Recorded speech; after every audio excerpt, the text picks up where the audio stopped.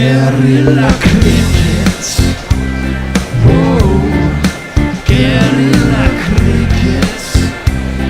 Whoa. Guerrilla. Take large man the barricades, patrol the cover boundary. At last the time is come, this is a cricketing emergency. Hear this call to arms for every cricket revolutionary. Take up your bats and stumps for the test match insurgency. At first they tried to silence us, but we would not be silenced. They threatened us with lies, so we threatened them with violence. Che Guevara, Sangakkara, Joseph Stalin, Douglas Jardine, Robespierre, Darrell Hare, Vladimir Lenin, O'Brien Kevin, guerrilla cricket. It's not about the winning, it's about how many rules you break. Even in cricket commentary, this is the best advice to take. Pick guerrilla cricket, it's the finest choice you'll ever make. There's so much more to cricket than rev counters and a slice of cake. At first they tried to sanitize us and clean up our act, but people like it filthy, and we know that for a fact. Fidel Castro, Lenny Pascoe, Carlos the Jackal, Umar Akmal, Mahatma Gandhi, Grant and Andy, Brendan Behan, Austin Ian, guerrilla cricket. Stick with us, cause you know we're not the kind of thing that you see on the TV and the radio. So vive la revolution. First they tried to buy us, but we would not be bought. Okay, we were, but then we ran away, and we will not be caught. Would not give up the ghost when they left us all for dead. They decapitated us, but we just grew another head.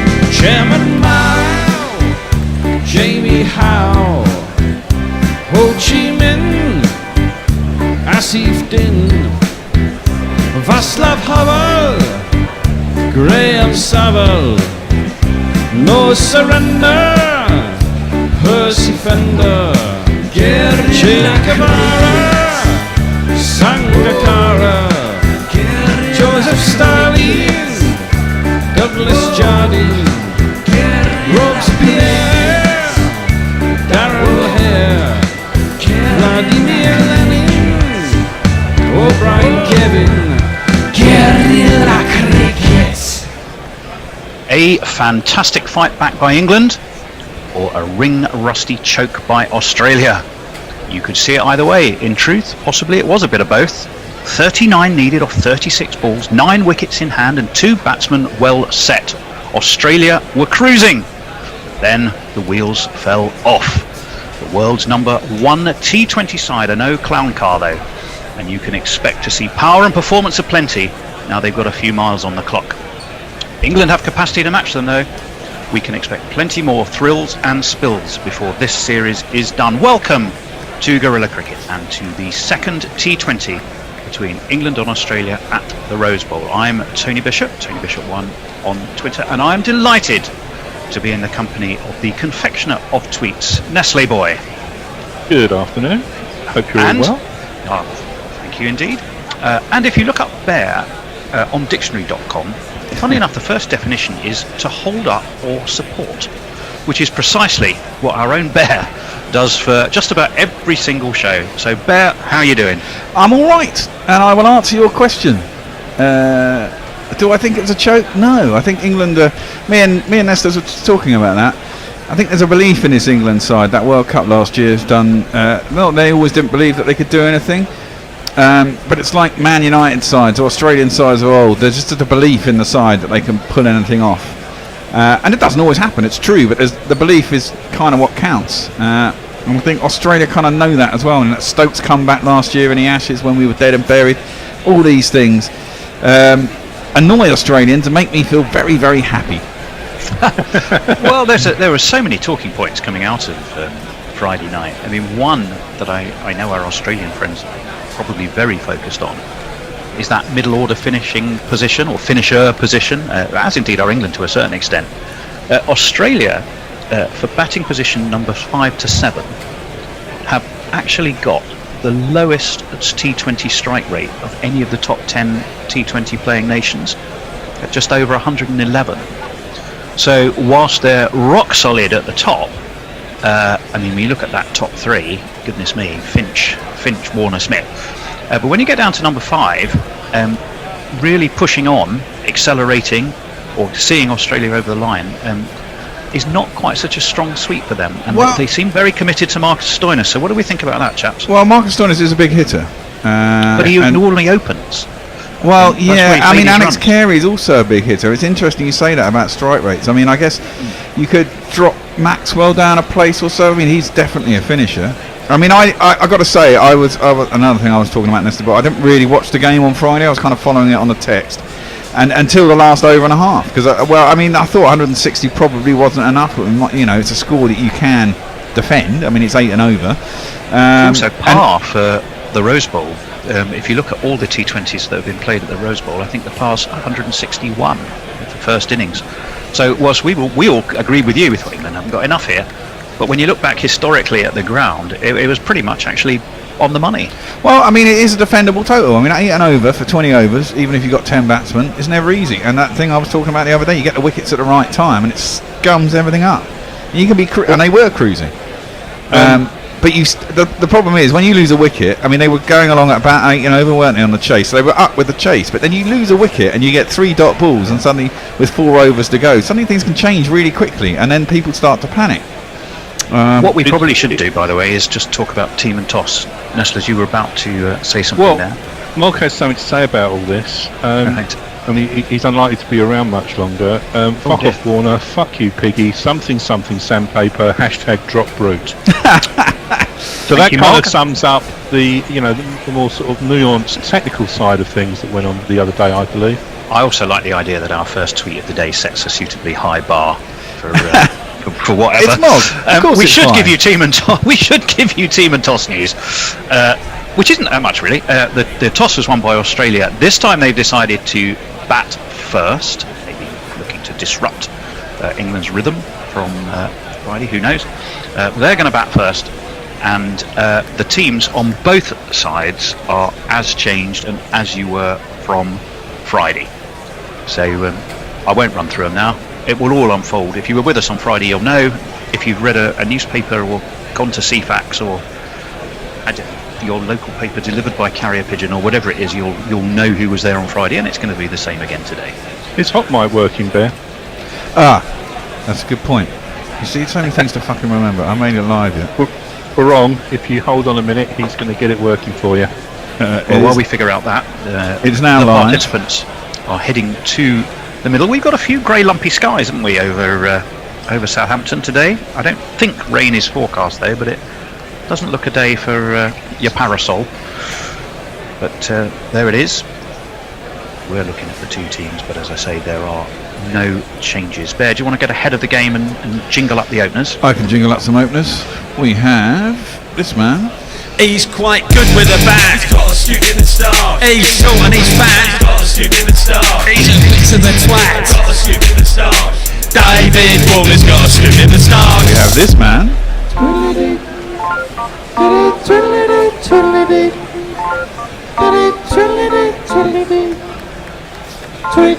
Aaron Finch. Is this man's going to open? I thought so. And now it's time for Jofra Archer. Oh no. I hate that fucking jingle. I'm deleting it. I know the knuckle likes we it, just but wait? It's dreadful. Yeah, no, you can. I'm getting the original jingle out. Well, it's not an original. Well, Jofra Archer looks like he's going to be opening to David Warner. I saw a lovely interview with him actually. He was being very much the charming, lovable, likeable David Warner. Excuse me, what the fuck are you talking about? As he sat in the Big Brother chair when we see them interviewed, he was talking about his future. he was dropping the first hints that the endless round of T20 in bubbles. Archer, not only handsome, but also a secret agent. That's what I am.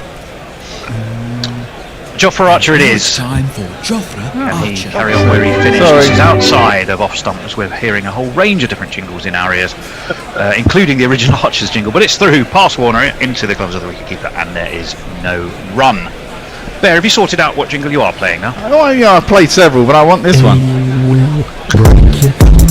Break your heart, holler than lava, cooler than Bogart, in your face, at your stumps, on your toes, on your mum.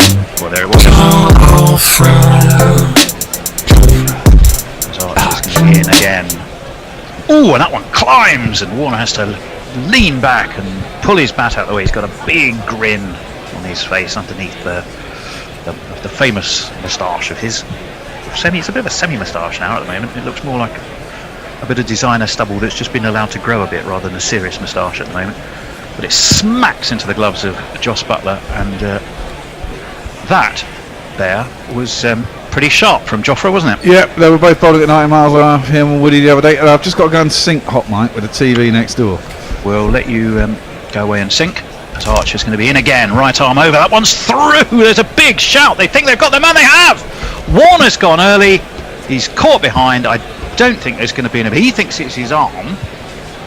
So if he does, surely he will appeal. He has appealed, or rather, reviewed. What did you think? I wasn't sure immediately. I'm going to have to look at the replay. I was just about to leave the room. We're literally, when you picked a hell of a moment to decide to go and sync. And Well, I haven't done it to the yet. captain of the Titanic. Well, it's pitched. It's come back into him, and I think that is It's his arm. That's definitely arm. his arm. And I don't think Australia have lost their first wicket. And I think it's a little bit of over-exuberance from England. The third umpire is Martin Saggers. Oh, hang on. Oh, mind you, No, we're seeing a bit of ultra edge, and it could be some glove first. Yeah. that's Glove. He's out. Nestle says out. On your bike, Charlie. First view I said out, second view I said not out. Not that I'm indecisive, but third view I think out again. And out it is. Warner's gone. Australia are 0-4-1. At which point we play you a jingle. But the bear is away and sinking. Bye. That Well, while that's going on, let was me get all of the through- right notes in not necessarily the right order, Nestlers. Well, let let's me play just a say jingle. Hello to a couple of people. Okie dokie. Subtle Knife is still in her church Zoom meetings, and her and Muttley both wondering about the bell jingle. Chewy Andrew is with us. I was happy how my Australian team played the first match, after not much cricket since March, hoping we win tonight. Jay Grover's with us. Good afternoon to all of you, apart from Tony, who I dare not talk to for fear of him descending into some sub-Kierkegaarden existential depression. Bear, Hey, could you I'm tell fine. I've Tony- got a full commentary metal jacket on today. You can say what you like to me. It will bounce off me like a, I don't know what, tennis ball off a hard wall. He says, Bear, could you tell Tony I read Unforgiven last night, and it was jolly good. Ah, It is jolly good. It is a jolly good. And I will tell you in a short while, because the cricket's more important. And here is already an interesting change in order, which may have caught the bear on the hop, because I bet he was getting Steve Smith ready. well, I was, and I've got some things to say about Stevie Smith. Obviously, well, I'd like You may have to swear at save him him, a lot. Yeah, I'll get them. He'll get a go. This man's come up to bat. He's the next cab off the rank. And Alex Carey is his name. Wicket keeping is his trade. And he's not bad with the blade. Only a cricket bat. And there's an Inder who will join us later, by the way, messaged us to say that was a fabulous piece of umpiring. It was. Thank you. It was. And well picked up by Nestlers as well. Both Bear and I think you went through the same as me, Bear. You went out, not out. Oh, maybe. Well, I out. didn't see the In outs, that and then order, didn't you? Yeah. my first impression was that it just caught the underside of his arm. Indeed. Anyway, so the new man, as you heard, is Alex Carey, owner of one of the most interesting sets of eyes in world cricket, along with Joss Butler probably and Bhuvi Kumar. But elevated up the order ahead of Smith, perhaps thinking as we were discussing earlier, dropping Maxwell down a place or two just to try and reinforce that middle order, which I think could be what the thought is here. Well, I mean, Alec, if you have Maxwell in for the last 5 overs, he can be he's very destructive. I think he's much the argument we're having about Joss Butler opening. He's made most of his runs recently as an opener. He's done very well. Anyway, Archer is in to Carey. Plays this away in the offside. They're going to have to really hurry. Is it for this direct hit? It may have been a trouble. It was a way to point. They were off like a shot. The throw came in, and I can't wait to see a replay of that, because I have a distinct feeling, and the smile on Carey's face suggests he may have got away with that. Well, although of course it would have been Finch that would have been gone without facing Rashid. It was literally Finch was nowhere even in the frame. He would have been gone by a country mile if that had hit from Rashid. It didn't. He's done that before, Finchy, hasn't he? That was a real mix-up between the two batsmen. Finch definitely wanted to go, and Carey started to go, and then they both kind of stopped mid-pitch, and then decided to go through again. Could have quite easily been 2 for 1, or 1 for 2 even. Pace it was. Is this? We're seeing a replay of Archer's first over, which was lively, fast, spiteful and successful. I mean, the ball that got him out was an absolute cracker. I mean, it was that length again, but I mean, it came back in as well, quite sharply off the seam as well. No, it absolutely was. And we're just watching all in rapid order. Mark Wood, anyway, is going to continue, and this one is just played straight back to him by Carey, who of course managed to pinch the strike with that probably injudicious single. But there's 1 on the scoreboard. It stays on the scoreboard, and it'll be forgotten as time goes on. But boy, he was close to running out Aaron Finch there. He was indeed. Shall we have a jingle? 1 for 1 Australia. A jingle for Mark Wood. Do you know Mark Wood? Yes, he is an England bowler, quite good and pretty quick. So just a normal guy. Of course, except for just one thing. What? Wood again, that's wraps Carey on the pad and is away down to gully, I suppose, would be the position there, or very short third man.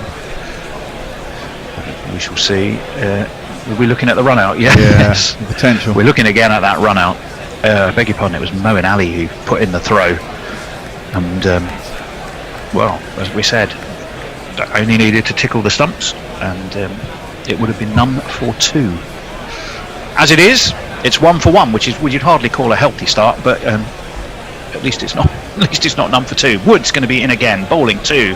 Alex Carey pulled by Carey, uppish. It's on the bounce though, down to Jofra Archer at long leg, and they will get themselves another single. 91 miles an hour. I don't think there's much doubt about the strategy here from England. Do you? No. And the other day it went for 10 and over, didn't it? I mean, that was the other thing that was disparaging when I looked and thought, oh, they've only got to get 160, and then they were like 40 odd after 4 overs, and Archer had gone for 11 and over, and Woody had gone for about 17 or 1 or something, and it was just like, oh, for crying out loud. And then the next over I saw on the text was Adil Rashid getting spanked for about 2 6s and 2 4s in an over, and I was like, this is done. Yeah, well, that's what we all thought, but the game changed in quite spectacular fashion, as of course we've been discussing. But that was Friday. Today is another day.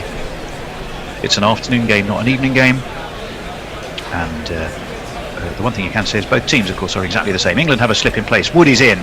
This is flicked away, down on the 45, fielded. I would imagine that was Adil Rashid. That seems to be his normal place. That will be a single. Carey moves on to 2. Finch is on 1. That looked like it kicked off the turf at his face there. It went pretty quickly out, way around the corner, does Finch. And did he wear that one? No, he didn't wear it. It's a good save right in front of his face, though. It did kick off the turf. Was a good save. Oh, right in front of his face. Yeah, it was going at quite a pace. Mark Wood seems to be finding it highly amusing, but then he finds a lot amusing. Yeah. It wouldn't have been quite so amusing if it smacked into his teeth, I don't think. Everyone's laughing. This is not good enough. We should be slating Australia left, right and centre. Well, yeah. I mean, you can laugh when a disaster's been averted. Wood's in again. Carey backs off. It's gone through and it's taken, and it's an edge. And Australia have lost their second wicket. Mark Wood has it. It's 1 each for England's opening pair of quick bowlers. Carey's gone. It's 3 for 2. England are on top here.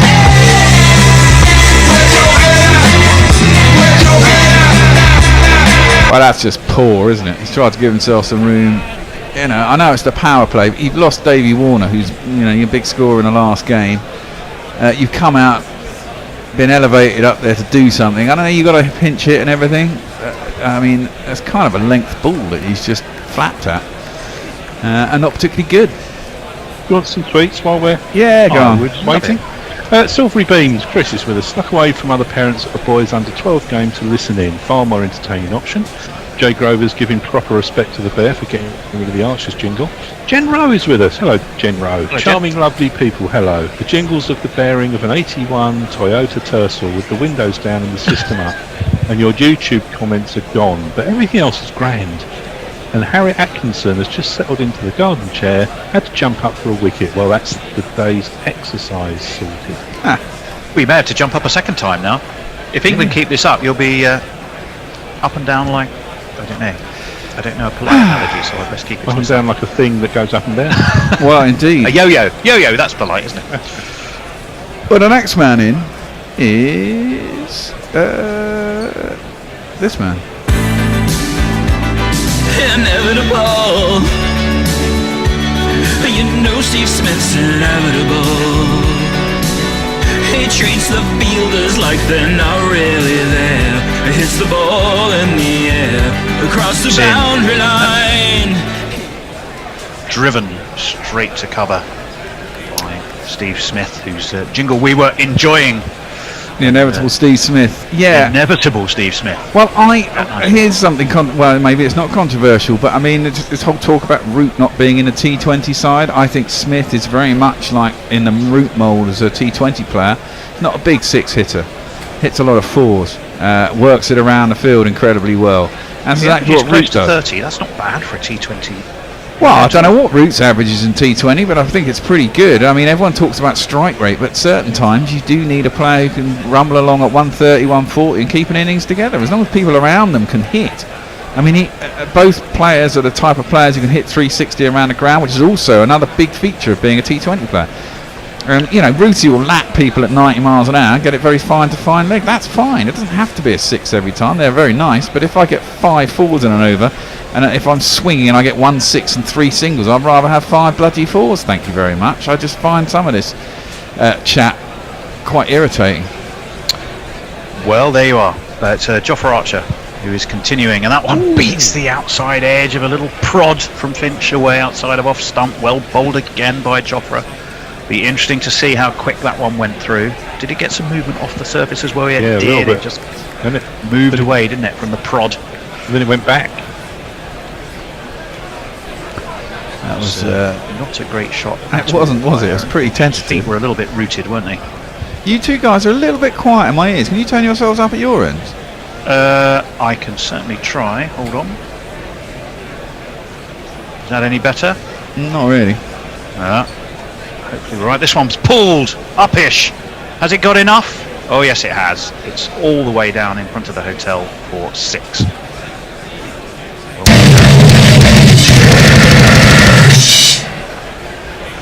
9 for 2, Australia. I think it's whatever you're listening to us on, Bear.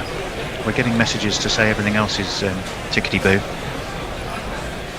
That one was picked up absolutely superbly. Just that little bit shorter, a little bit more time for Finch, and he was on it like a flash. Archer's in again. That one beats the outside edge again. What mixed over this has been.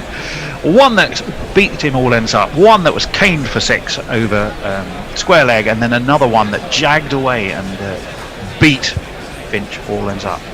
Well, it's been an all-action 3 balls. It's been an all-action start. 2 wickets down, 9 on the board. 1-6, and Aaron Finch seems to be enjoying the cut and thrust of this, Nestlers. Yeah, my microphone's on full volume. This is fantastic start by England. 9 for 2. Could have been more. Archer's in from that pavilion end, and this one is the bat's dropped on it. It's away to point, slightly backward point. So another single. Actually, I'm not sure. Did they take a single there? They should have done. You surprised? No, perhaps they didn't. They didn't. Finch stays on strike. I couldn't play with all that gold. It looks like he's got more. Is he? Nah, it's the same chain. Is he wearing Jordans as well? I thought he looks like he's added an extra chain since Friday night. He's flapping up. Doesn't seem to be slowing him down though. The slip is in place. This one and takes the pad. It was out going down leg. It was really Finch was sort of flailing at that rather than laying a bat on it. Pops up in the air, but it was off the pad. And again, there's no run. Joffre has got his tail right up here. That wicket clearly a contributing factor. Australia not put to the sword, but they're having to have their wits about them. There is absolutely no question of that. And this England attack, we've been waiting to see the gun pace attack really start to boom, and it looks like it might be doing it today. Archer turns, his chains are jangling, and he's in, and this one onto his toes goes Finch, drops it into the onside. They run another quick single, and again that was no small element of risk. Morgan it was that time who got in the throw. Again, I have a feeling that was gone if it had hit there. I thought it did hit, and I thought he was in. I think right side of me, but you're looking at an enormous TV screen. Let me I kind of get the feeling. People on Cricket Tracker. Please do. Robert Stocker says, "Come on, England." MD Boran Uddin Mahin says, "Wow." Ashkan Ahmed says, "Come on, England." Azmet Ular says, "England is when." Nikal It is when? WEN. Nikal Adita Ram Alamasetti says, "Waiting for the pinch hitting from Finch."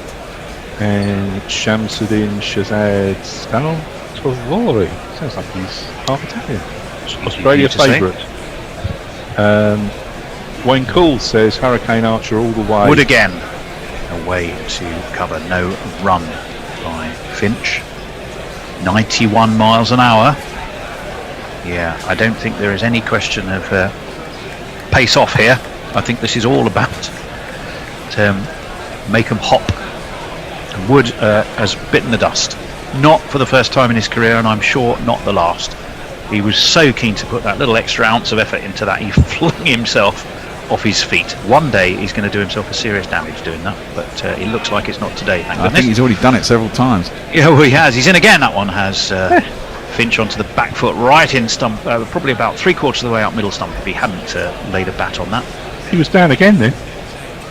Yeah, he's. It's an oddity, isn't it? I mean, somehow I don't ever recall seeing Dennis Lilly or Malcolm Marshall or I don't know, name anybody.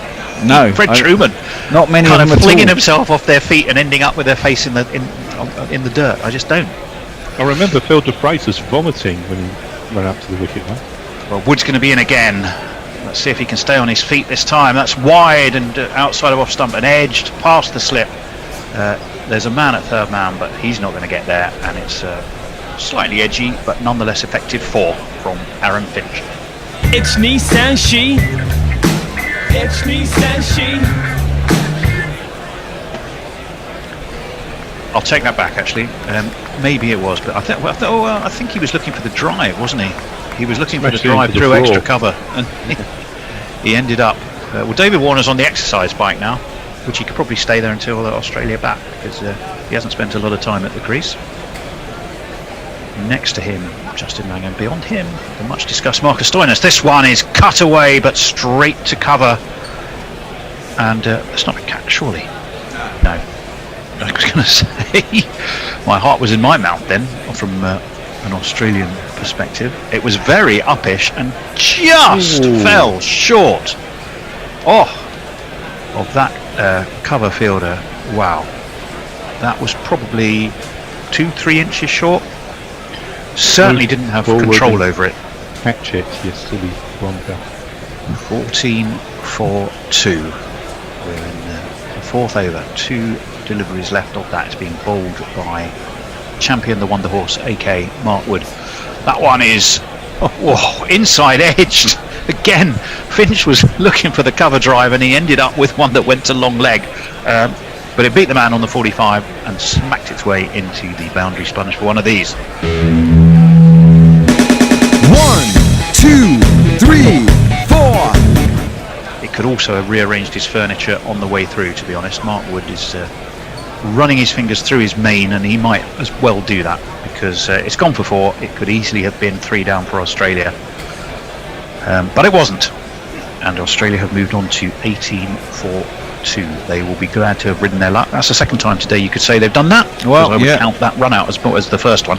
And looking at that, 67% of the balls have been over 90 miles an hour so far. Yep. Wood again from the hotel end. That one is away past cover.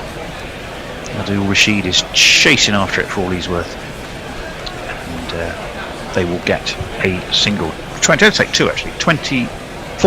It's the end of that over. 4 overs gone. Nestlers. Grits and Grats is with us, says, wondering if I'm in space to retrieve Butler's respective 6s. Joe Grover wants to know if there's anything we need from the shop. Abby Nair, question for Australia. Are you England in disguise? Oh. Blue Too early for Vanga. that. I've never heard of Blue Vanga before. I'm expecting you gentlemen to produce another exciting game today like the last one. So I We'll do our very best. Where are you from, Blue Vanga? Well, I was just about to tell you, so I can stay glued to my phone like I did last week while negotiating the cricket wilderness in southern Utah. Wow. Southern Utah.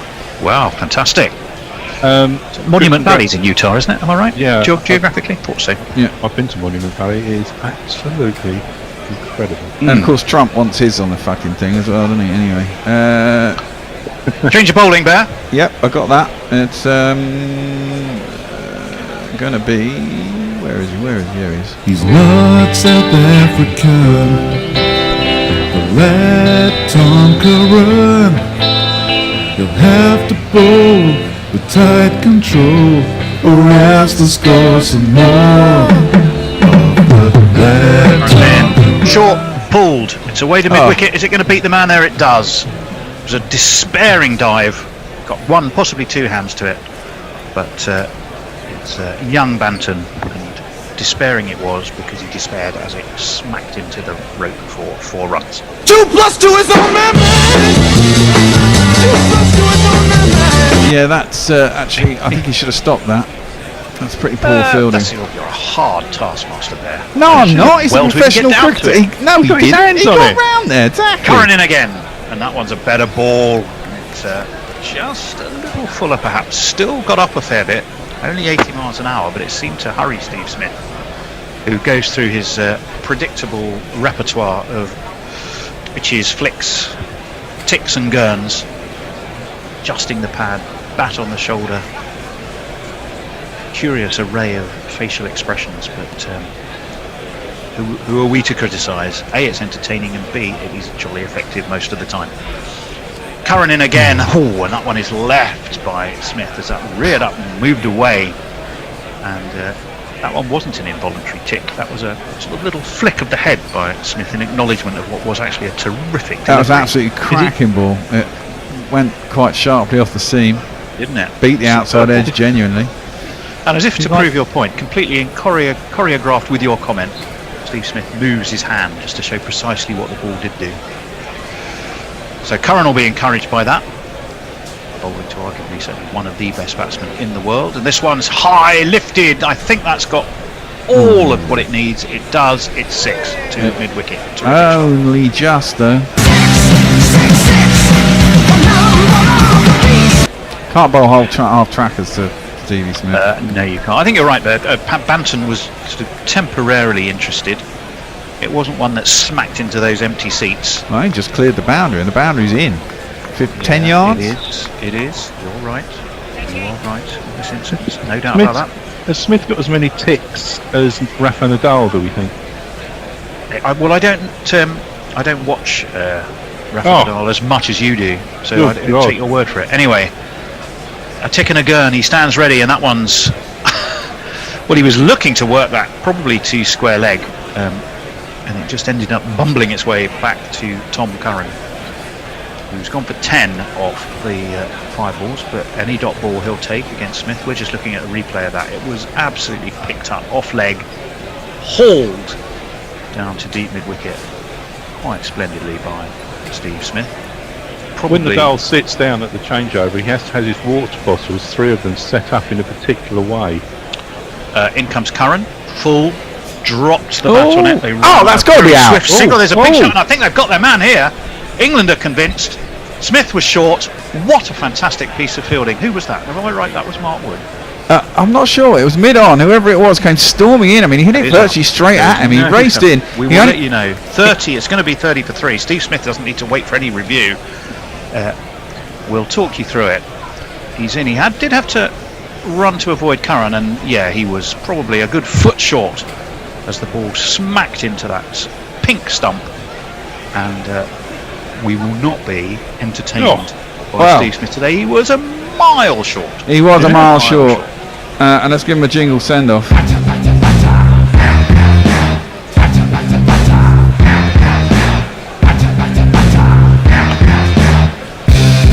your bike, mate. And he only had one stump to aim at, didn't he?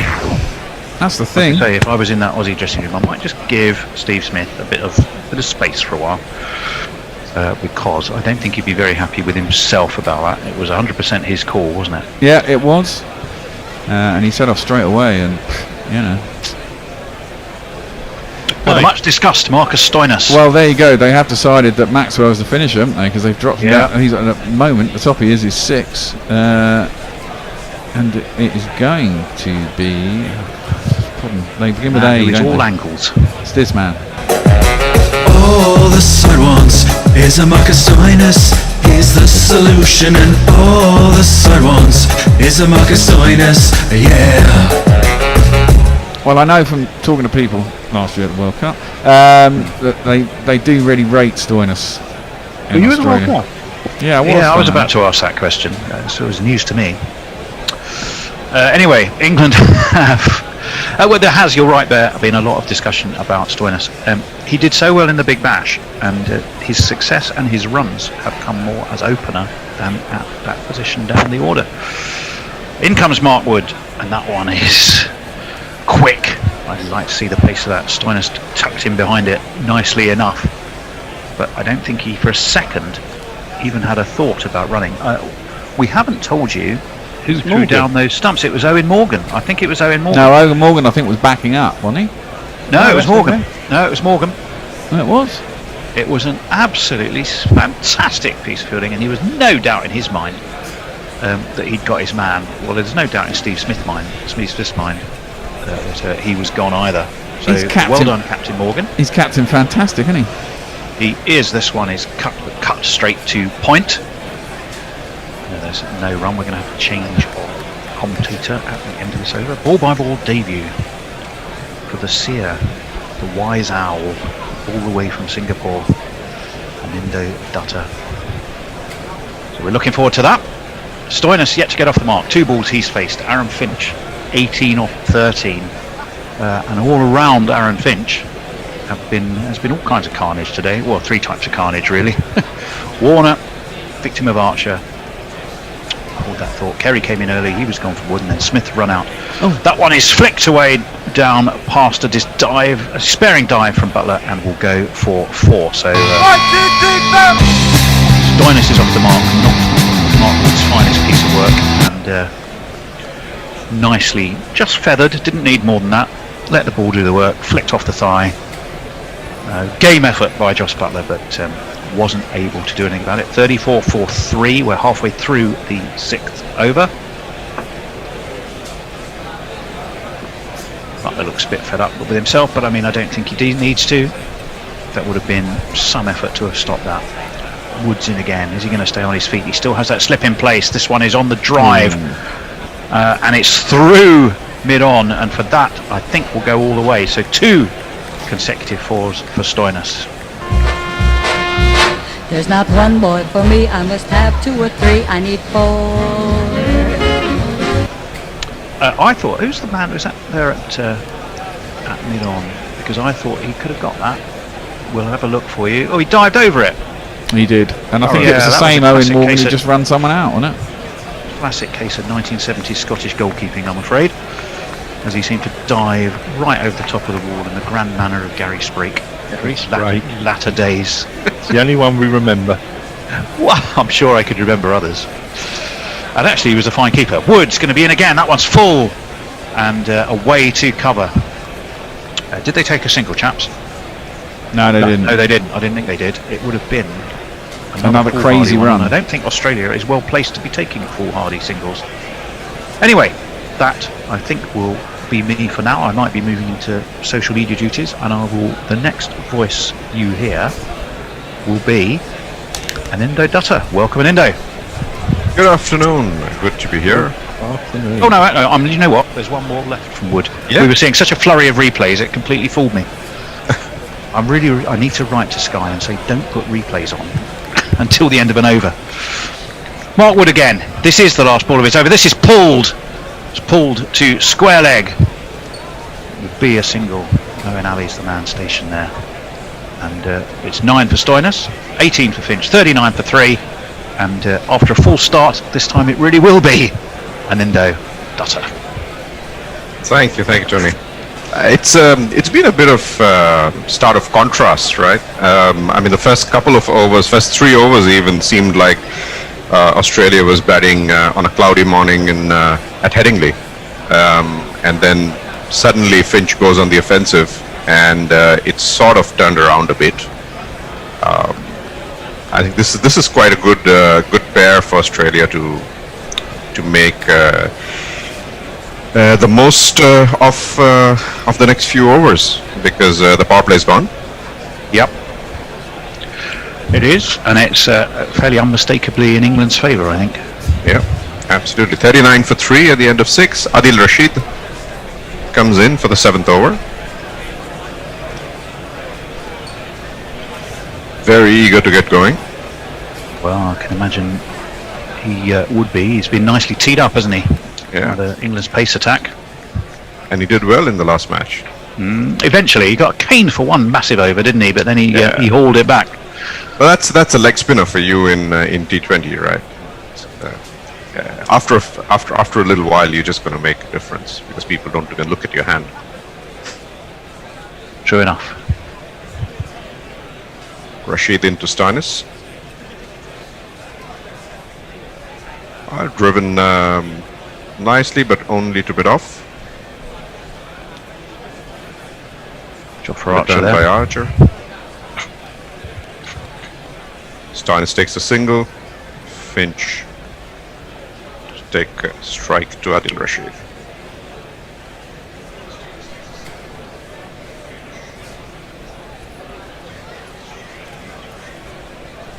On the leg stump, smothered the spin just about. Finch.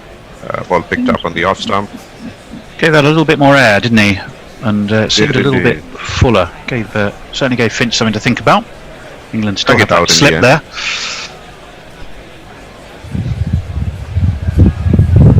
Nicely forward. Rashid appeals. I have no idea why. I'm was not at least, sure I could tell you a sensible answer to that. Mind you, there seems to be a bit of discussion with between Rashid and Butler. Even Bairstow's going to come and get involved. And they've gone for a review, looks like. There they have. We're going to have another look. It hit the middle of the bat. It's quite Unbelievable. remarkable. Did they? Unbelievable. There was exactly equal distance on both sides of the ball when it hit the middle of the bat. Oh, no wonder Rashid's got a huge smile on his face, because it was probably the daftest thing, the easiest decision umpire Milne's given his life, I suspect. Yeah, but Butler's got the sheepish look and a little smile. So he should. Rashid seems to hold that back a bit. Nicely driven again to Jofra Archer at mid-off. Single. Yeah. 41 for 3. We've seen him break out the googly yet. I think he opened up with a googly first up, didn't he, on Friday? It's still weird looking at Butler's smiling, the umpires, but everybody seems to see the funny side of that. If were England to desperately need a wicket in the 20th over, it may not be so funny. On the off stump, nicely defended back to Adil Rashid. 1 ball to go. Stoinis on 10. Definitely Finch some on 19. sign of turn there. Not exactly vicious turn, but turn nonetheless. Fairly classic leg break.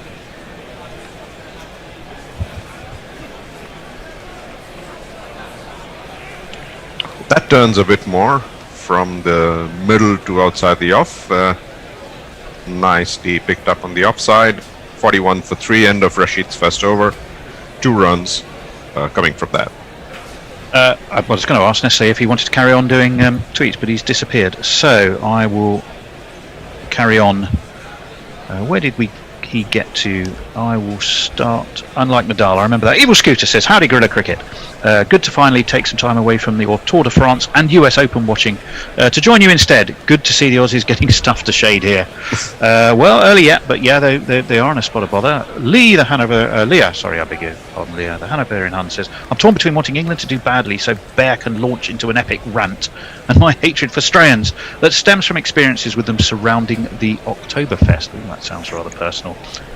And hello, Anindo, she says, "Great to see you. All the best from Hanover." Thank you very much. Message for you. Jordan into the attack now. Yeah. Jersey Oak, very quickly. That review is best described as a brain fart. Well, probably not far off. And Nestlers, you're back, and yes, you can pick up from here. Thank you. Got it. But I've got you up to date on tweets. I don't know about other platforms. That's all right. Change Well, bowling. Chris Jordan into the attack now. 41 for 3 in the 8th over.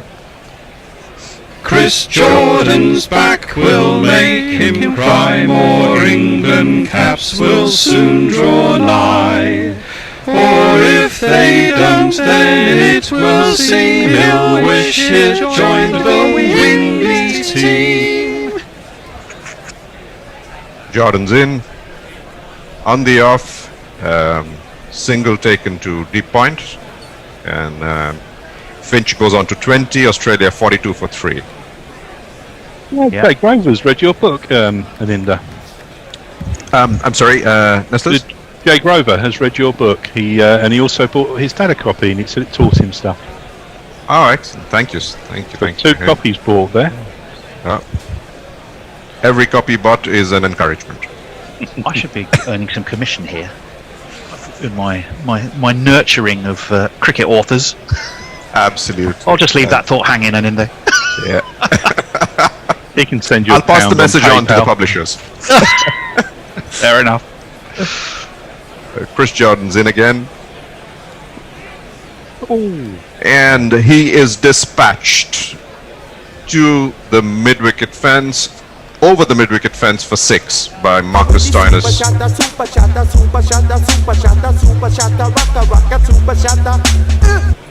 Yeah, dropped it short, didn't he? And doesn't have the same pace as Wood or Archer to do that probably on this wicket.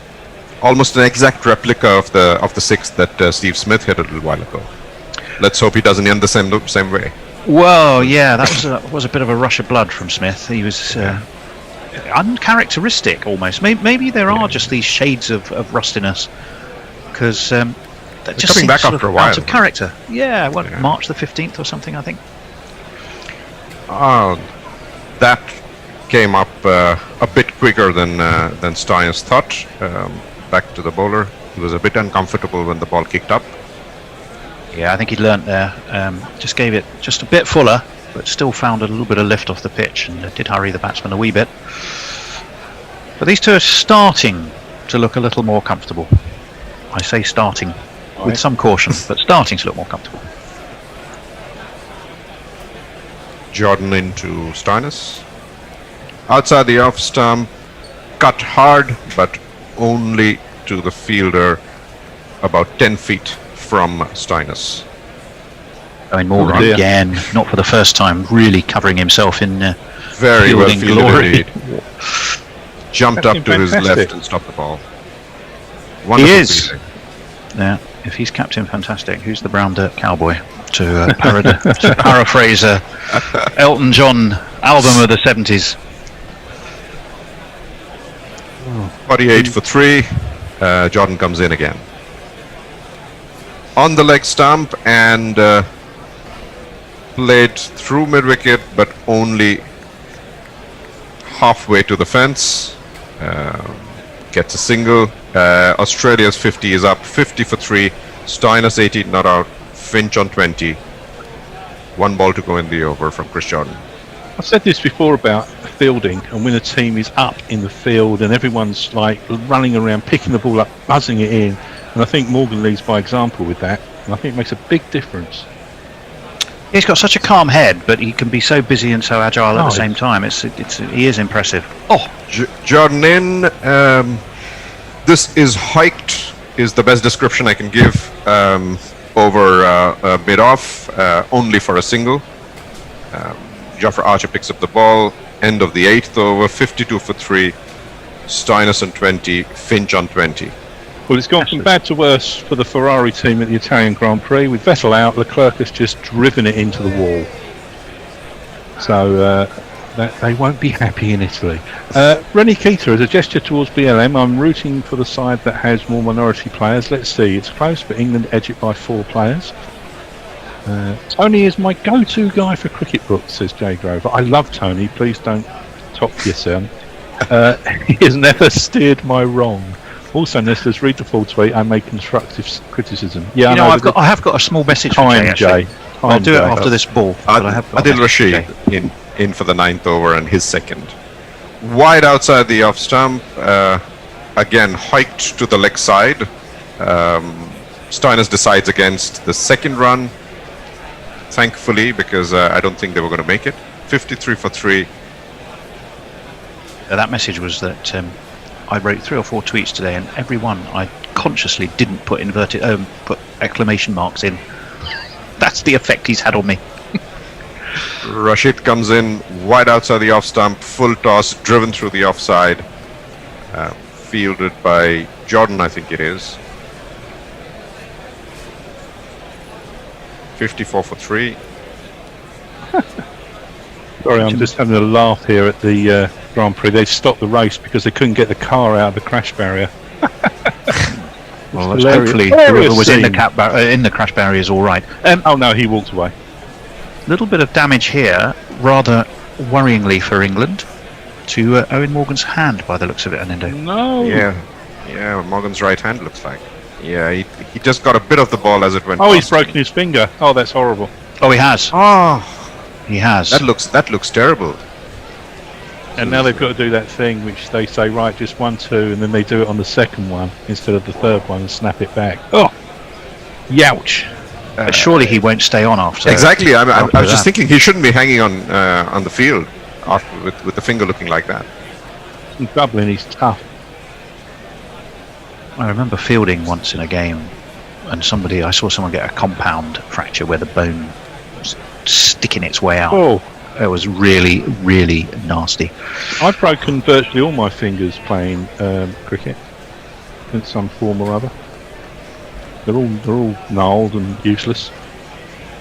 Now they've put the issue surely here for England. Well, there's issues are multiple. One, he's captain and he's fielding and marshalling the field magnificently. He's staying on. Well, he thinks he is, but I mean that looks like a dislocation to me. Being harsh, that was a drop catch, man. Yeah, he went. There you go. There's the bear. That is how relentlessly critical the bear can be. Absolutely bloody useless. He dropped it. He's a useless captain. He can't bat. Get rid of him. His reaction when he breaks that finger tells me that it's not the first finger he's broken. Oh, he hasn't. First thing he did was waved at the dressing room to send someone. Yeah, he went through a spell at Middlesex, I recall, where I swear to God he had glass fingers, because every time he went out to bat, he seemed to be in a spot of trouble. We have Sam Billings there, who is ready to come on. I get the impression, Anindo, don't you, that he wants to stay on if he possibly can, and he's buying himself as much time to figure out if he can. Absolutely. I mean, he definitely wants to stay there. I mean, everything, his body language says he does not want to leave the field. But if I was the England management for once, and I know he wields a huge amount of power, I'd go, Owen, mate, we're going to get you off, we're going to get that in some ice. We'd rather have you batting. You know, what over are we in? We're nearly halfway through these 10 overs. You're going to be more use with the bat and available for the rest of the series than risking damage now. What do you think, Bear? Well, he's going out now. going off, yeah? Well, I Yeah, think he should is. go. Well, the question I was going to, I can't remember the substitute rule. He's injured in the play. Does that mean he can get a substitute? Does that not apply to T20s? I don't know what the rules are. Well, in fielding, you could bring on a 12th man anyway. Yes, But from a batting perspective, that's a very, very good question. It's not a concussion, is it? no, it's not a concussion. But I thought it was for any injury. I don't think it was just a concussion substitute. It's an injury substitute. I thought. Someone could let us know, because that is an extremely good question. Were it a It case is. of concussion? Anyway, we'll let an Indo carry on here. Well, Rashid comes in outside the outside the leg stump, leg spin, turned away, and a single to Finch. 55 for 3. He's still getting plenty of treatment down there on that boundary. You get the impression that the conversation is something like, guys, patch me up and get me back out there. Rashid in again, outside the off stump. Gently played into deep cover. Another single. 56 for 3, Australia. The end of the 8.4 overs. 2 balls to go on this Adil Rashid over, interrupted by Morgan's injury. In comes Rashid. On the middle stump, ball going in straight, defended back by Finch. It's been tighter, hasn't he, off his two than he was off his first two than he was on Friday, has Rashid. Very Just much. 6 so far. He's sort of coming on from where he left in the previous game, which is good to see for a spinner. Rashid in again, as we spoke. Bowls wide outside the leg stump, ball turning in, goes past Finch, goes past Stoinis, 56 for 3, end of the 9th over. It was lucky that it hit a bit of Stoinis' pad, otherwise that would have been a wide. And now, am I right? I can see Captain Morgan jogging back on. He was. I think it would have been an interesting conversation, frankly, with the team doctor. Well, Jersey Oak got it right. He said, just stick the finger back in and wrap some tape around it with the next finger and carry on. Well, that looks to me, Dr. Jersey seems to have got it spot on. Change of bowling as well, by the way. Yeah. Did he used to play hurling? He did. Well, then he would be used to this kind of thing. Curran coming in for his second over, 10 runs from his first. He's bowling to Stoinis.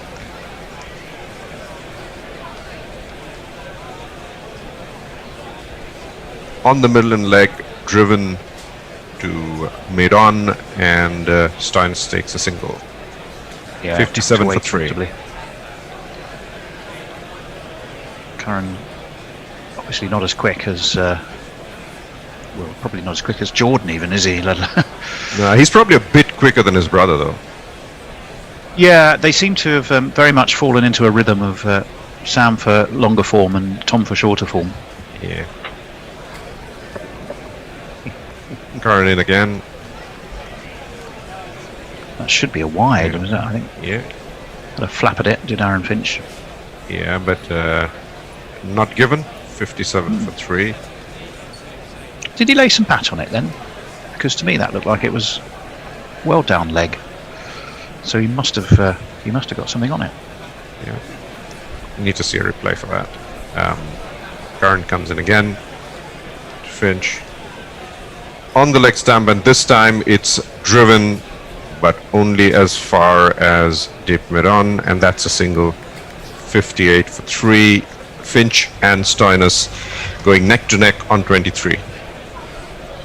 Jay Grove was a bit put out, Tony, that you're worried about your exclamation mark. Don't be worried about it. Okay, I will unworry. Through 2 tweets, that's basically what he said. No, but you know what? I take criticism. It doesn't worry me. I take it positively, and it made me think. Maybe you do use too many exclamation marks. Perhaps I do all the time. Yes. Stop it. Curran comes into Stoinis. Outside the off, driven straight on to short long off, I guess. I'd be mid-on. It would, wouldn't it? I mean, I'm still, I still struggle with T20 fielding positions, though, I have to say. It was Chris Jordan, the man who's doing the job. Yeah. Curran again. Driven on the off stump, but only for a single. Stoinis moves on to 24, and Australia at 59 for 3. Bruce Fox on hot mic is having trouble syncing, but Warren, we think it might be because he's close to the Chinese border, wherever he is. It might be blocked by the Chinese government. Oh yeah, the great Chinese. Curran comes in again. On the off, softly played up to mid-on, and Finch takes a single. 60 for 3 at the end of the 10th over, and Australia need to go a bit faster from here, I think. If you doubled the score, what would you be? You'd be on 120, and then you add a say 20. Yeah. We've said 161's pretty much par here. Those 3 wickets have slowed them down, and they'll be conscious they want to keep wickets in the hutch. I'm with Bear, though. I think that dropping down of Maxwell, providing these two can stay in for another 2-3 overs and just keep that scoreboard moving. I think Maxwell could prove to be interesting when he does appear. Rashid comes in outside the leg stump, played onto mid-on. 1 run again. Ronnie Keeter says that the concussion substitute's purpose is to ensure players don't get brain damage by continuing. That doesn't apply to other injuries. That's what I thought, but I'm not sure Bear agrees with me on that one. Rashid in again, bowling to Stoinis. Oh, that was on the leg stump. I'm not sure that to deep point is exactly where Stoinis wanted that ball to go, but he got a run anyway. Ball went up at the air. 62 for 3. I think you're right, Tony, because obviously people have been getting injured in the summer and they haven't had replacements for batting, have they? Yeah. So, yeah, that must be it would be unusual. Rashid in again. Nicely defended with his feet about 3 feet in front of him by Finch. No run, 62 for 3. Rashid does go over his overs quickly.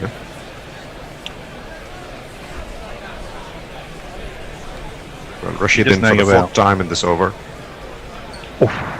And Finch steps out and hits that over long on for a 6.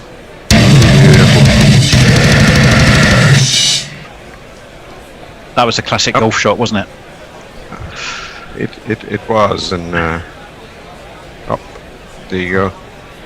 Nicely steps out, and classic 6 over long on from Finch. Straight down the middle.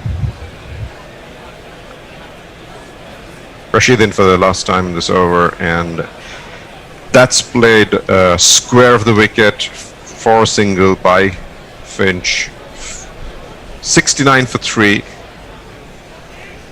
think he's got one more ball, isn't he? Yeah, he does. Yeah, see, this is Sky. The Sky, I think, doing this on purpose to confuse us. It threw me a couple of times when I was commentating. They seem to decide to show, I'll wait. Oh, that's out, surely. Oh, that ball went through and hit the pad, but I think it was going outside the off stump. I don't think Rashid's going to take DRS this time after the last experience. No, Morgan's not having it. Yeah, he seems to be happy enough as well now, Aaron Morgan. Yeah. Jay's having a go at me because I'm not reading his tweets properly. But it's a T20. It's difficult to read every single tweet out. You have to edit. He's got that took him inside edge. To paraphrase WG, they don't come to watch cricket, they come to hear my tweets. He wants to know how much the train is to Epping. Where? From you, where you are is a few £100, I think. I don't know. It's in Yorkshire. To get to me, I'd have to go to Waterloo and then to Liverpool Street. To you? He's after me, not you. Oh, right. But you have to Fire's edit cool. tweets some days. Ah, Jordan in now. He'll be bowling to Finch. 69 for 3. On the off stump, played close to his body, no runs on the offside. yeah, he got nicely in behind that, steered it away. But the important thing for England is, by and large, yes, they've been exceptions. They've been keeping it certainly tighter than. There was a period on Friday when it looked like Australia were going to run away, and there doesn't seem to be such a concern today. Not at all. I mean, 12th over, just above 6 run rate. I mean, can't complain about that. Well, that's played out and square on the leg side for 4 by Finch. Yeah, beautifully off his hip. Beautiful Very nice. play. Did that very nicely. That was too short from Jordan. It was. It's amazing when you just don't have that little bit of extra pace that bowling short doesn't tend to work unless you've really got a well-disguised slower ball bouncer. And other than the straight 6 off Rashid, every scoring, every boundary has come from a short ball on the off stump. That was a much better ball, but going above the stumps, and I think it's a leg by. Yeah, I don't think he got bat on that. No, He was looking to flick to leg, and it sort of hit the top of his pads. 74 for 3, It did. 11.3 overs. it was a comparatively sedate run rate as well, just under 6.5 with a 11.5 overs gone is well below what I think Australia would have been sitting out to try and achieve. Is this the You've got- boring middle over? Boring middle over. You've got Stoinis, you've got Finch, and then you've got Maxwell to come. So the world is full of possibilities, I guess.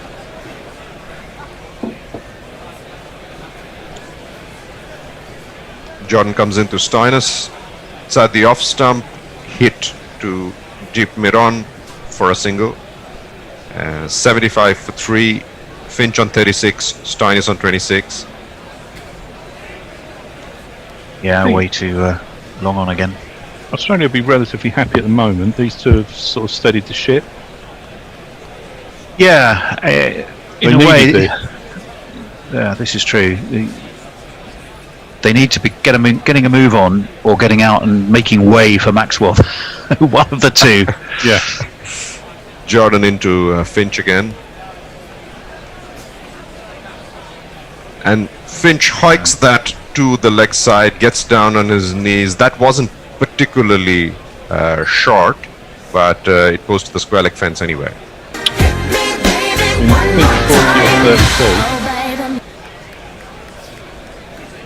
We couldn't hear those. 22. No, I heard a little squeak. Yeah, either the bear's trodden on a mouse, or he was playing a very short jingle. Too short again. Yeah, it I was think. too short. But Finch was going to hit it there anyway. I mean, he was set up to hit whatever came through square leg. Yeah, he was, and backward of square it went with a fair amount of power. And Jordan, you can see that he knows he didn't get that right. Whoa! Wow! That has taken Finch's off stump. I think it played on. Yeah, he seemed to step back. I think he was looking initially to work it away to cover, and Yeah, the ball it was an came inside up to edge. him. Yeah, it was an inside edge and took off stump. So Finch, as we were saying, is setting it up nicely. Is gone. 79 for 4 at the end of the 12th over.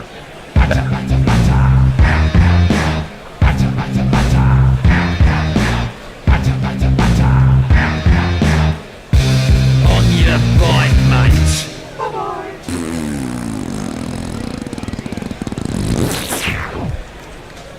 Yeah, Jay he, Grover- sorry, go on then. That's Sorry, just- Jay Grover's worked out he had to go through Farmington to get to me. Horrible things happened there in 2004. I'm sure they've forgotten.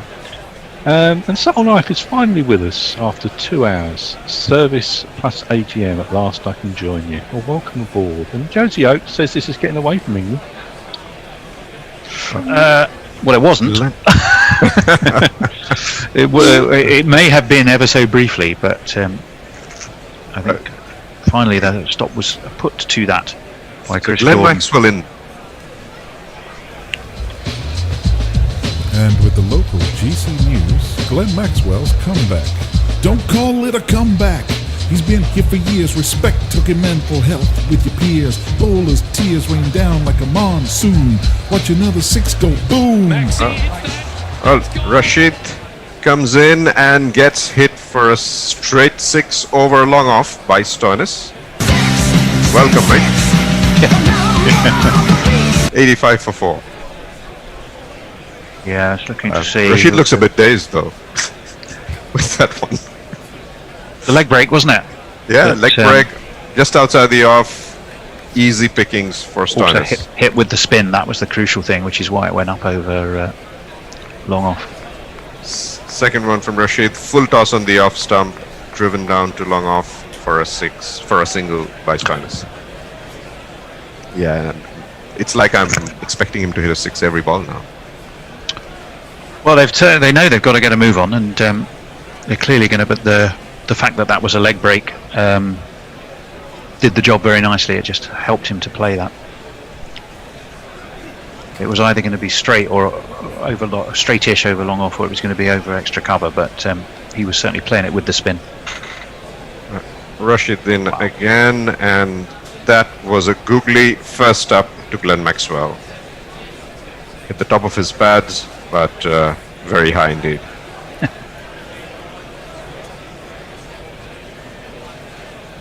Rashid now has a smile back on his face until he gets hit for the next 6 by Maxwell.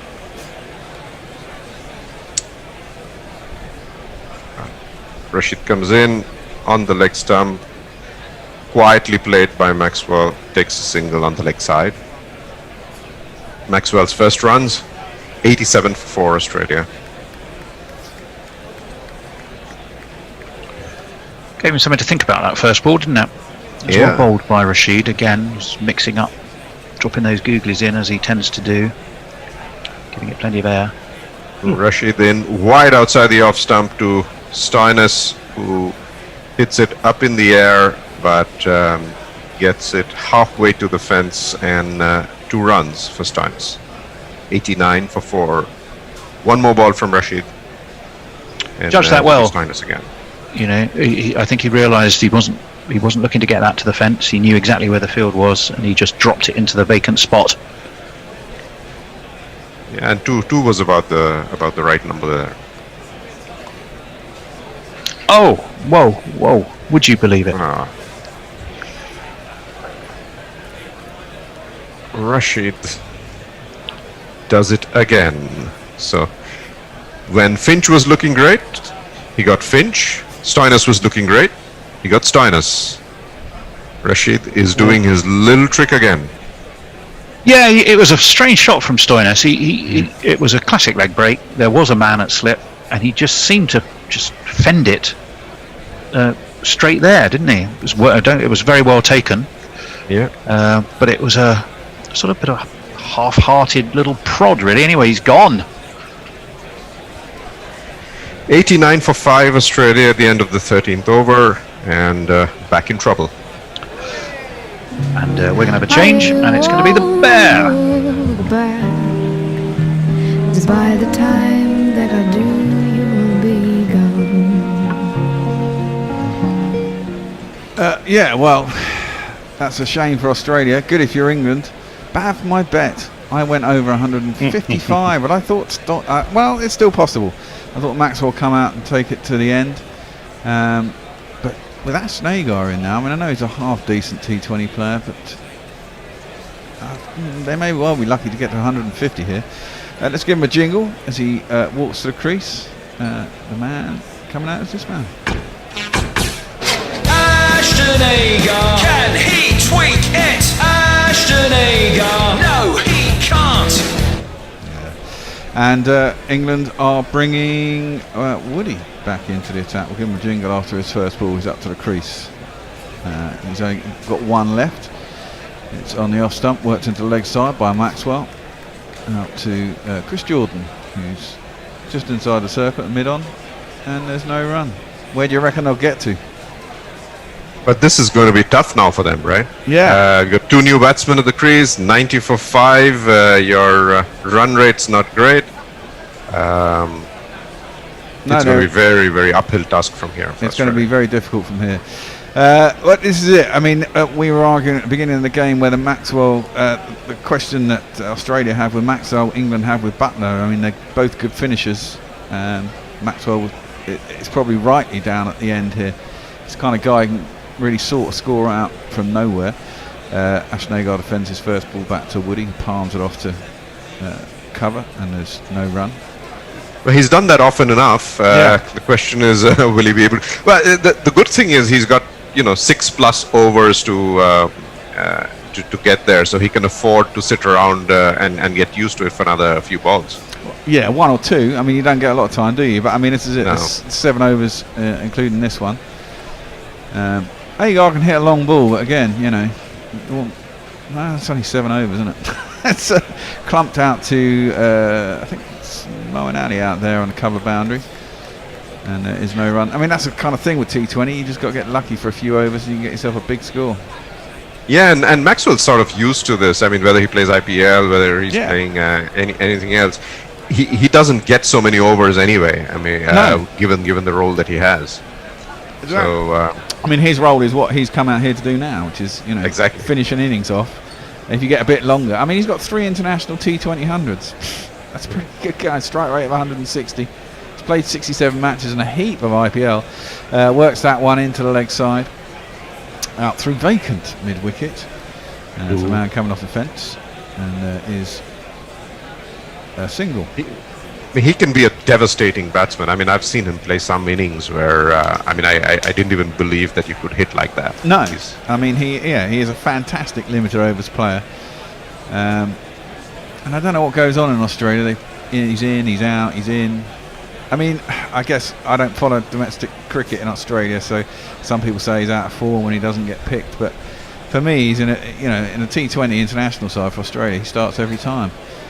Woody around the wicket to Agar, who prods at that like a test number 9, and it goes through the Butler, no run. Jay has a serious question for you, Aninda. Says, what do you think of Rashid? I think he's a decent limited overs bowler. I don't have a particularly high opinion of him. I think there are far better spinners out there. Whether England has one or not is another matter. In limited overs, I don't think we do, but I tend to agree. I think he's not a test bowler. Agar works that into a vacant mid-wicket. They're going to think about 2, and it's the last ball of the over, and that's probably the last thing that Maxwell wanted, which is why he was so desperate to get back. But you've got to take every run at this point. And Australia 93 for 5 or 6 overs left. Go on. Yeah, so just remember something. So Adil Rashid in Test cricket reminds me of an economist making predictions. An economist makes one right prediction in 10 years, and then you'll hear about it thereafter 20,000 times. So Adil Rashid takes Virat Kohli's wicket in a Test match, and you still remember him for it. Yeah. Although I don't particularly. I mean, I think he did well in Sri Lanka. But against India, the problem in a test match, he always gives you a 4 ball and over, and as a spinner you can't be doing that because your role is to create pressure as much as take wickets, and you take wickets by creating pressure, and I don't think he can create enough pressure in a test match. New bowler. Indeed. Moeen Ali finally gets an out. He's been used quite weirdly this summer as a bowler, but he is going to get a little tweak now. Here's his jingle. Our beard shouldn't touch. Move over, AMLO. I like it too much. Move over, AMLO. And his first ball has got to be close to LBW. Maybe sliding down. It didn't seem to turn. He's bowling around the wicket to Agar. He just prods forward, and hit him square on the pad, but I don't think it really turned much, did it? So I think it was just carrying on the angle. Let's have a look at the replay. No, I don't think so. It did turn, but it's actually hit probably in line with the leg and probably not turning enough. That's again on leg stump, clipped out to deep square leg, and there's no runs. Now this is where I expect Maxwell to tee off. No extreme pace on the ball. He does like to work it around, reverse sweep, lap sweeps down the track. He's very good at manoeuvring the field and finding the gap. Moeen Ali is actually a spinner who bowls really well within his limitations. I mean, he's quite amazing what he does with the abilities that he has as a spinner. Well, agreed. Again, I like him in a test side because he makes the balance. I think he's just as good, to be fair, as what's his name, Don Bess and Leach. And he's played a number of test matches. I'm not sure his head's in the right space. Maxwell works that into the leg side. I think he's going to be looking for 2 here, but it's not there. Who's that? I think that's Sam Billings is on. Comes rushing in from long leg. Stop the single. I don't think they'll pick him for this winter tour. I don't know. I mean, I'd like to see him back in the side. As I said, I don't think he's any worse than any of the others. Moeen Ali is in. Oh, that's not been held. Unfortunate. Down the track came Agar, slashed at it. Was a bit late on the shot, I think. Squirted off the outside edge. There is a slip, who is Dawood Milan, who dived to his left. It's a bit far for him, I think. Or did it? I mean, it went very quickly as well. Yeah, very far. Yeah, just outside his reach. It might have been past him by the time he got there, and it goes so quick. He had a go, but you can't blame him. It went down to the bound. It's 4 runs. Moeen Ali comes in again, worked into the leg side, out towards deep mid wicket, and it will only be a single. Give Maxwell the last ball of the over. He'll either be looking for a big shot or a single, probably. And we're looking at the DRS on the LBW shout. It was clipping leg stump, and it did hit him in line, but it was given non out, and I can understand why. That one is just played out to Bairstow, who's at cover on the edge of the 30-yard circle. Maxwell gets his single, keeps the strike for the beginning of the next over. The Jersey Jingler says, I know the Black Beauty Mark Wood jingle is perfect, but have you ever played my Darkness jingle for him? I think we have, Yeah? Yeah. Subtle Knife keeps forgetting how hairy Maxwell is and how hairy Agar isn't. So, a bit of hair talk there. And it's all happening in Monza. You'll never guess who's in last place at the moment, Bear, after 29 laps. Hamilton? Yep. Really? What happened? 10-second penalty. 10-second penalty is taken all the way to the back of the field? Yep. Is it that close? It's carnage. Has there been stops and all that sort of stuff? Has there been? There was a big spank. Leclerc, they couldn't get his car out of the barriers there to stop the race. What did he get a 10-second penalty for? Because he was speeding, or I think speeding. And in the yellow flags or whatever it was. Yeah. Virtual safety. At the moment, Gasly and Raikkonen are first and second, with Giovinazzi in third. Crazy. At least that makes it interesting. I might actually watch the highlights tonight. Bairstow, Jordan is in. He's bowling to Maxwell, who clumps it out to Bairstow. Deep mid wicket, who throws it in at Jordan. It's not a great throw. If it hit the stumps, it would have been close. It wasn't. There is backup, of course. He was going for the stumps from the edge, from in the outfield. And they'll get back for 2. He would have been home. I think it crashed into the shins on Jordan. Or maybe his arm. Do you reckon there's any chance they're going to get to 160 from here? I bloody hope so, because I've got a fiver that says they get over 155 and a half, but I'm not sure. It's possible. It's quite a big arse from here, but it takes one big over, then you get 20 off and over, and suddenly that looks very doable. But you've got to get that 20, and I'd say that Maxwell is the man to do it, if anyone's going to do it on Australia's side. So they've got 5 overs to get one of those overs. That's a lovely shot by Agar, but Maxwell, but he can't beat, I think it's Adil Rashid down there on the short 45, but on the offside. Short third man, really, and he'll only get a single. There's not much boundary hitting going on here, is there? I mean, he's keeping his powder dry. Maybe he's just going to go for the last 3 and go mental. Problem with that strategy is if it goes wrong early, then you're really screwed. Someone has to, I think Agar has to take the lead here and go for the hit and give Maxwell as much time, take as much pressure off Maxwell so that Maxwell can properly get his eye in and really take his chance in the last 3 overs.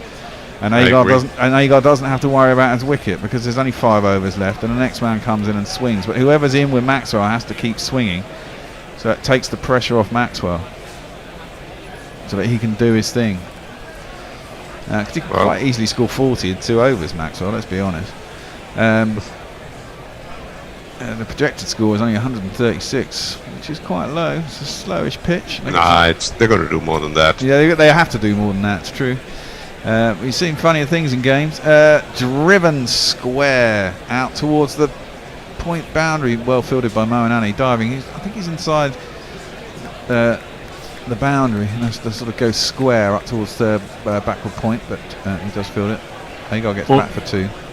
Knuckles says he thinks Australia's only playing for the middle overs is still Maxi do something. Yeah, I think so. There's a lot of pressure on him. That's what I mean. The guy at the other end has to take some of the pressure off. You've got 5 wickets left, 5 overs. You can lose 1 and over. As long as someone swings and skews an outside edge fine for 4, that's fine, you know. And a single gets Maxwell back on strike. It's a strike rate of 250, isn't it? Edged by Agar down to 3rd man. High on the bat, seems to kick a bit off the pitch, and he'll get himself a single. They're all chatting very friendly out there. I don't like this in England, Australia. It's not right, man. The new Australia. Yeah. Although Finch's side is a lot more pleasant than Piggy's, but hey ho. 107 for 5 Australia. Agar's on 11 off 10. Maxwell's 8 off 8. Not putting up trees at the moment. They're probably shooting for the next Amazon documentary right now as we speak. Yeah, and they're very pleasant. They have tea and cake and stuff like that. Yeah, right. Yeah. Maxwell is going to face up. Jordan is checking his field. He starts his run up. He's got an open stance, Maxwell, and Jordan is in. The length ball is pulled out towards Moeen Ali and Bairstow, who do a relay field. Comes back into Butler, but Maxwell will get 2. That's 2 off pretty much every ball of this over. Joe Grover says Bearcutty Rashid must be a Y in the day. Also, that were a mint analogy by Mr. Duffer. And he also says, I maintain the Bear is singly responsible for Rashid's borderline shithouse test career. No, it's not my responsibility how he bowls. I think he's got a lot of talent, but I think in white ball cricket you can make the mistakes because people have always got to go after you. So you're bound to be more successful, and runs conceded don't really matter. Whereas in a test match they do. Not so much as in strike rate. That's played out through a vacant cover towards the boundary. Last ball of the over, so Maxwell will retain the strike and gets himself a single. It's just in test matches, if you're a spinner and you're in India, you can't afford to be bowling a half tracker every over that gets spanked to the boundary for 4, because a good batsman will then just keep out the other 5 balls and you're going along 4 and over. And when you've got 5 days and you know, I mean, the last time England went to India, you know, I remember us all thinking, I think in the first 4 tests we batted 3 times out of 4 first in a test. And I think 3 out of 4 times we got above 400, and considering we hadn't done that for years, it was kind of like, well, hey, we're in the game, and then bloody India would score 600 and we were well behind. You know, and that's partly because we couldn't our spinners weren't putting on any pressure. Because they were always very right, very true. You know, you can't rotate the strike. I mean, they were rotating the strike very easy and getting boundaries very easy, so you could never create the pressure. Well, Archer's got 2 overs left, which means he gets the 17th and the 19th. As he's going to come back into the side. Let's give him a jingle. He will break your helmet, break your heart, hotter than lava, cooler than Bogart, in your face, at your stumps, on your toes, on your mum. First ball, Archer doesn't know how he didn't get a wicket. It's a slower ball. Maxwell tries to whack it out square on the leg side. I think he got a fat top edge that went way up in the air, but it dropped about where a backward short leg would be, really. And Butler couldn't get there in time. He got away with it and got a single. Score moves under 111. Yeah, so it's a cross-seam delivery. Didn't really get up at all. In fact, he didn't get a top edge. I think it came off. No, he's hit the thigh pad. I think. Yeah. There's an appeal for Archer for LBW, but that ain't ever happening. He's down on his knees in prayer, but no, mate.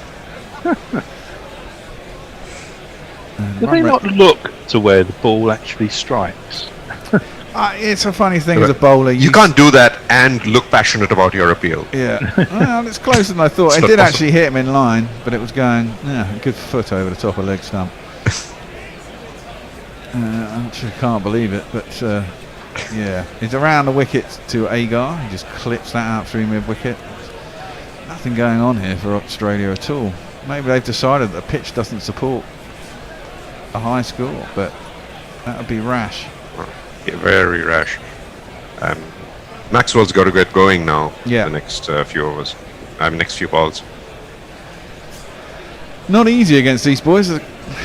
No. It's very good bowling attack. Yeah, very good. It is a decent T20 bowling attack, it has to be said. Bringing Archer and Wood in was a good stroke, and I'm sure Archer feel happy back here. Full outside off stump, dug out by Maxwell, square out towards point. Billings is out there. No, it's Tom Curran, sorry. It looks like Billings, but it'll only be a single. Yeah, it's clear Archer feels very at home here when he plays this form of the game. Struts around, feels like a man.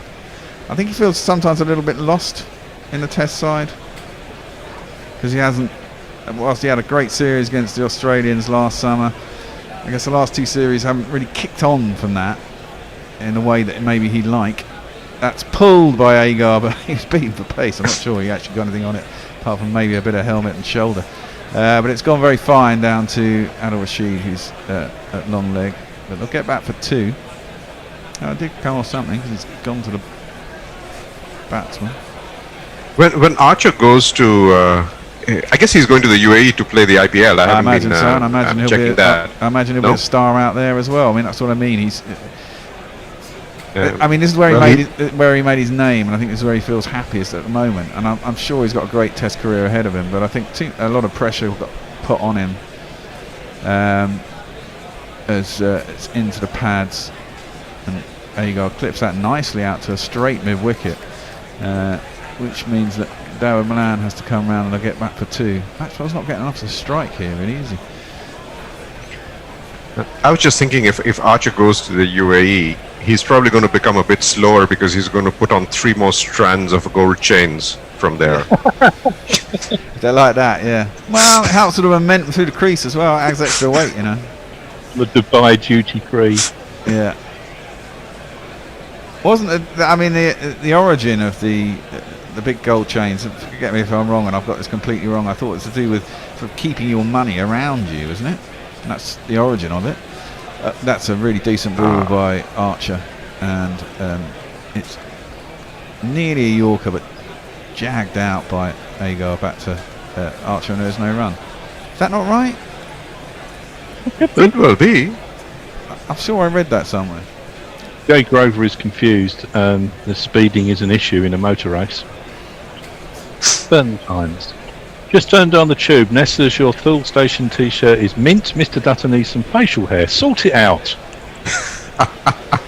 You're very clean shaven. I mean, there's nothing wrong with that. No, I'm not. Going against the flow of these beards that everyone's got now. I actually sculpted my beard the other day, much to the wife's alarm. You did what? I sculpted it into a little point. I always wanted a pointy beard, so I did that. You got a pointy beard? Yeah, Can't really tell in the little picture. Oh yeah. Oh. He makes you look evil. Well, I grew it for so long, she was getting so fed up with it. I thought I'd do something else that's going to annoy her. Anyway, sorry, missus. Tom Curran he's got 2 overs left. But, he gets to bowl this one and the last one. I'm not going to bother playing this jingle again. Maxwell's facing up. 13 off 12. Let's see where he goes from here. Curran's first ball is launched, and that's more like the Maxwell. Has he got enough on it though? Oh, only just. It's a good effort by Archer down there at long leg. I thought he got more of it than he had, but it is ended up being a 6. So it's only just got over the boundary. 2, 4, 6. It's the Glenn Maxwell show, which is starting now. Wow, exactly. I mean, he's got quite rubbery wrists, so he just gives himself some room. His eyes in, and he's giving it the big heave-ho. It's a good effort by Archer. Smile on his face, he went down. But, Maxwell looks switched on. 123 for 5. 17 balls left. I need 33 runs scored. Next ball is punched out. It's taken the pace off it. He wanted 2, but there is an extra cover. It's the skipper. He gets around, it'll only be the single. 7 off the first 2. Bodes well for Australia. And he's saying to him that came out the back of the hand. As we see someone going out to extra cover on the offside. Tom Curran is getting ready. Starts his run up. Up to the crease. He's around the wicket to Agar. Slower ball, which he cuts out to, I think, Moeen Ali. He's at point on the edge of the circle. Gets a single. 8 off the first 2. And more importantly, Maxwell back on strike. Curran's gone for 22 in his 2.3 overs. They've got to step on the gas now, haven't they? Yes. Well, I think it started. You've got 3 overs left. You've got 5 wickets left. Everyone's just got to throw out every ball, you know. Yeah. Well, one over back. Sorry. Short, wide, slower, and cut by Maxwell, but straight out to point fielder. Yeah, I was saying the prediction was 136. At least now they're at 126. So yeah. So we're. I need 30 runs off of 14 balls, which isn't, you know. If you said you had 30 or 14 in an IPL game, you back aside to do it. What they can't afford is to lose a wicket. Agar, well, having said that, they've got to throw out every ball, so it's more than likely to happen. Long off has gone, long on because it's Agar. There's deep backward square, deep mid wicket. There's no one else on the leg side. Curran is in and bowls it full and low full toss on the leg stump, which Agar can only play up to Chris Jordan, I think. That's long on. He'll get a single. So 6 off the first ball, followed by 4 singles. Not the worst, but do with a boundary off this last ball. There is a man at backward point on the edge of the circle. There is also a finer fly slip stroke, very short third man there as well. So there's 2 behind square on the offside inside the circle, and it's a low full toss again on leg stump, which Maxwell can only play out to long on. It's a good recovery from Tom Curran there. First ball went for 6 and the next 5 only went for singles each, so that's a pretty good over. Archer will bowl out. I imagine Curran will bowl out too. 128 for 5, it's not really enough. But we thought that about England the other day, hey? Thought that the other day, I'm not saying anything. Oh dear, Jay Grover's just ordered my t-shirt. Is that from Last Exit to Nowhere, Jay? I assume it is. Farong says, rarity for me to be watching the game. Seriously, Joffre, the Mr. T-Chain look is Wally of the Week contender. Interesting. And we've had a sketch from Mr. Dan Diper, which I will retweet. What is your t-shirt? Thule Station? Thule Station, it's the Norwegian station that in the thing. You know where the Norwegians chase the dog in the helicopter from? No. Okay. Driven well off by Maxwell on his back foot. Good amount of bottom hand. Gets that in. Gets his bat in the right angle. Beats extra cover. And there is no one out behind him. He will lovely shot. Boundary off the. Yeah, it's a good shot. Boundary off the first ball of the over. 2 + 2 is on man. Actually, it's not Archer bowling this over. It's Chris Jordan bowling this over. No, Jordan. Yeah, he picked the gap really well on the back foot. I mean, the way he shoveled that out with his bottom hand and changed his wrists is classic Maxwell. But it's a very well manufactured shot. He's just such a talented batsman. At this level, I'm just amazed he doesn't do well. Well, he's someone I wouldn't put in a test side. I would, yeah. No, I wouldn't. God damn. You wouldn't? No, not in a test side. He's not cut out for test cricket, man. Has he gone? Oh, he has gone. Yep. Well, that's the end of that. Maxwell has gone to carve that over the offside, and it's got a little higher than he maybe thought. And he's got a thin feather through the butler. And every time someone gets going for Australia, they seem to get out, and they're not getting anywhere fast.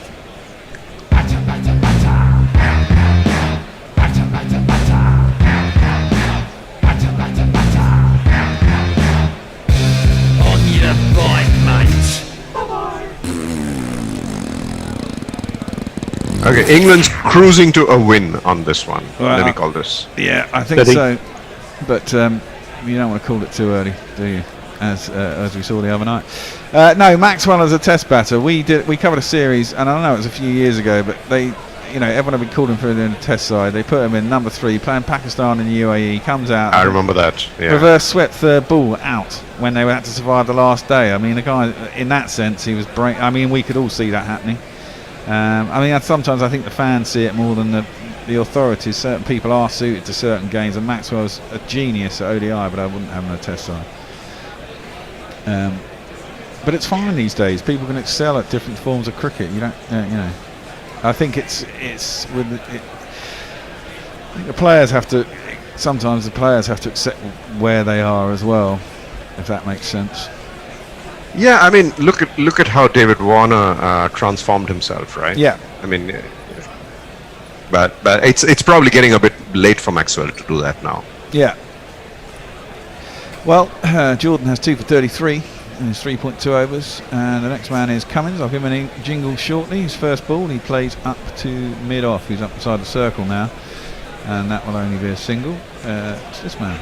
When Bancroft scuffed it and threw you the ball, you must have known but said nothing at all. Yeah, they were tampering. What you do, Cummins, when they were tampering? Yeah, you knew, Cummins.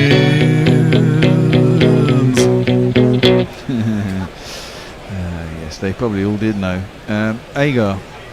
Let's look at his pitch map. A lot of full balls to Agar, 6 out of the 16 he's faced. They've been right up on his pads, or would have been Yorkers, at the base of the stumps. It's clearly a plan. He's going to face up to Jordan, comes around the wicket. Up to the crease now, bowls, and smashed over the top of Cummins. And that's a good shot by Agar. He's got that straight, and he's long on, is very wide, and hence he gets 4 runs. Am I getting this wrong? That Agar opens in the Big Bash? Don't really follow the Big Bash at all, but does he open in the Big Bash? Am I getting that wrong? Anybody? No idea. No idea. I think you're talking to 2 other people who don't follow the Big Bash. Okay. Yeah. Need Tone. This is where Tony does actually follow the Big Bash. I seem to remember he was. I followed a couple of games and there was some chat there about how he's put higher up the order in that. Next ball he plays. It's a full toss, low full toss on off stump this time, just outside, and it's driven out to the man on the cover boundary. 1 ball to come. That's a single. 138 for 6 with 7 balls left. Best they can hope for is 150. Probably around about there. Outside best, isn't it? Yeah. But they have to throw caution to the wind. Don't worry about getting out. Just hurl your bat at it. Yeah, absolutely. Might as well. Well, exactly. You've got 4 wickets left. You don't need any left. Cummins is facing up. Jordan is in, slower, outside off stump. No, it wasn't slower actually. It was full pace, pretty full wide. You've got a sort of under half of the bat, Cummins, and it goes out to point. There's no run. Sort of frowns a little. Yeah, 21 runs in the last over. Probably not going to happen with Agar and Cummins at the crease. No, certainly not. Oh no, Cummins going to hit a long ball, but you wouldn't want him not coming consistently in. though. No, exactly. But he does only have to do it for 6 balls. He swings 6 times, and none of them are on target. Could get a couple of lucky 4s, I suppose. Yeah. Neymar Butlins is with us, although he got the time wrong. He's hoping his wife is going to feed him while he stays in front of the telly. Oh, that's nice. Is she actually going to feed you, like grapes and things? Yeah, like grapes. William Francis, your Facebook feed syncs perfectly with my BBC coverage. That's good. good. Jay How weird Grover's is that? claimed the T-shirt. It's no longer mine. And you have to watch The Thing, Bear. It's a heartbreaking work of staggering genius. Also, I hate fruit flies. The Thing? What, the one with Kurt Russell? Was there a new one? Yeah. Oh, I've seen the one with Kurt Russell. That's great. Driven by Cummins out to point boundary. The fielder comes in, meets it, will only be a single. 5 balls Well, then left. you do know Thule Station at the start where they're chasing the dog. Oh, right. Okay. Oh, well, because Thule, of course, is the box that goes on top of a car. And in my wife's triangle language, it means snake, which is obviously used as a euphemism for. You can work that one out. Yeah. So I always think that's quite funny. Archer in down leg side. That should be a wide. It is indeed. Leg side wide. Can't be afford that well. We can at this point. Wide. Yeah, I just don't want them to get to 150. It's psychological. Yeah. Run rate 7.36. It's not great. They got a good bowling attack themselves, has to be said. Not too bad anyway. As Archer is in. Wow, that's full and fast and catches. It's 90 miles an hour and gets Agar full on the toes. Goes out to the short third man. Probably a leg by. Or did he signal as a run? No, I don't think so. He was well outside his off stump. Yeah, I think it came off his toes. It must have hurt. Have a look from the other angle. Yeah. Still can't really make it out from that. Just 4 balls left. Archer's 1 for 17. He's bowled well today. Up to the crease, bowls. Cummins going to swing at it. No, he doesn't. It's another wide. No. It's bowled into the pitch. Didn't look that high to me, but never does when you're from behind the bowler's arm. But clearly there was no attempt to play at it by Cummins, so it was very short.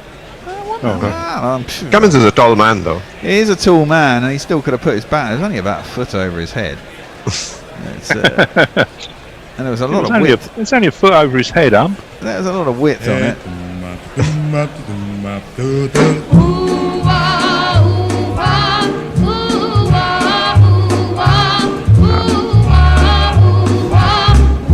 See, there's the slash that goes for 4. Always happens. It's really annoying when you're a bowler, especially a pace bowler. But yeah, Cummins just throws the bat and that gets a thick outside edge, goes over where the slits would be, and there is a third man on the edge of the 30-yard circle, but it goes over him and winds down to the third man boundary 4 runs. 2 + 2 is on man. 2 + 2 is on man. He seemed to kick off the turf with a top spin. 3 balls left. Well, I went over 155.5. I'm back in it, Anindo. Yeah, not a couple of 4s and I get there. Come on, a 6 and a 2. Couple more swings of the bat. Couple more swings of the bat. There's one of them, and that's gone for 6, mate. I think. Has it? Has it?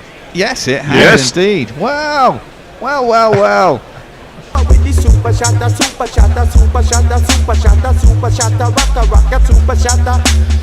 Does hit a big ball. 153 for 6. Let me just check. What did I do? I just got to check around with the bookies to see where I'm at.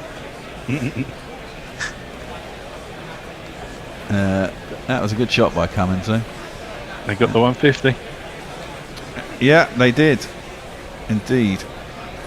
And I went over 153.5. Oh my word. Ooh. What are they on? 153, aren't they? Only need a single. Yeah. Just don't be a wicket. 2 balls left. I've sorted, mate. Your quid's in. Quid's in. Only just, though. It's only just below the par for this ground. And then, well, that should be a wide down the leg side, unless it hit the pad. No, it did hit the pad. He tried to give himself room coming. Archer followed him, and it went past his legs. And then bounced. It was a slower ball. Bounced before it got to Butler, which then he didn't field it properly, and they ran the single as well. So they get 2 for that. Move on to 155 for 6. This is very untidy from Archer here. It is. I think England will be happy with the score they've got to chase, though. I mean, Cummins is 13 off 5. So he's done. Talking of quits in there, if you'd have got the top 3 currently in the Italian Grand Prix, you'd have been a multi-millionaire. Well, probably, yeah. And that's full by Archer. Well, that's out. That's out. Where's the last ball? No, it wasn't the last ball of the innings. So you have to run every ball. Agard's got it into the pads. Another One full more, fast one from Archer, and he just set off down the track, and Cummins didn't move. Sort of turned back. Archer already had the ball in his hand at that point, and he kind of just watched him to see if he was going to hit the stumps, and he did. So he was going to be out. If he hadn't, he probably would have run back and may have made it back, but he didn't. And so we have yet another wicket. It's not going to make any difference. Let's give him a jingle. So get on your bike and take a hike right out of here. Your history, no good for me. Your history, nah. I think there's 10 minutes between innings in Indo. So when this one ends, I think there's 10 minutes and then they come back. Okay. Yeah, if you'd have bet on current first place Pierre Gasly, second place Carlos Sainz, and third place Lance Stroll, currently with 4 laps to go, you'd have been laughed at the bookies, I think. Yeah, you probably would have done well. You'd probably, if you put it as an accumulate, you'd picked it as a top 3, you'd probably got 50, 60s to 1. I thought, well, probably even longer than that. More than that, yeah. Well, Archer's going to bowl the last ball, 1 for 30.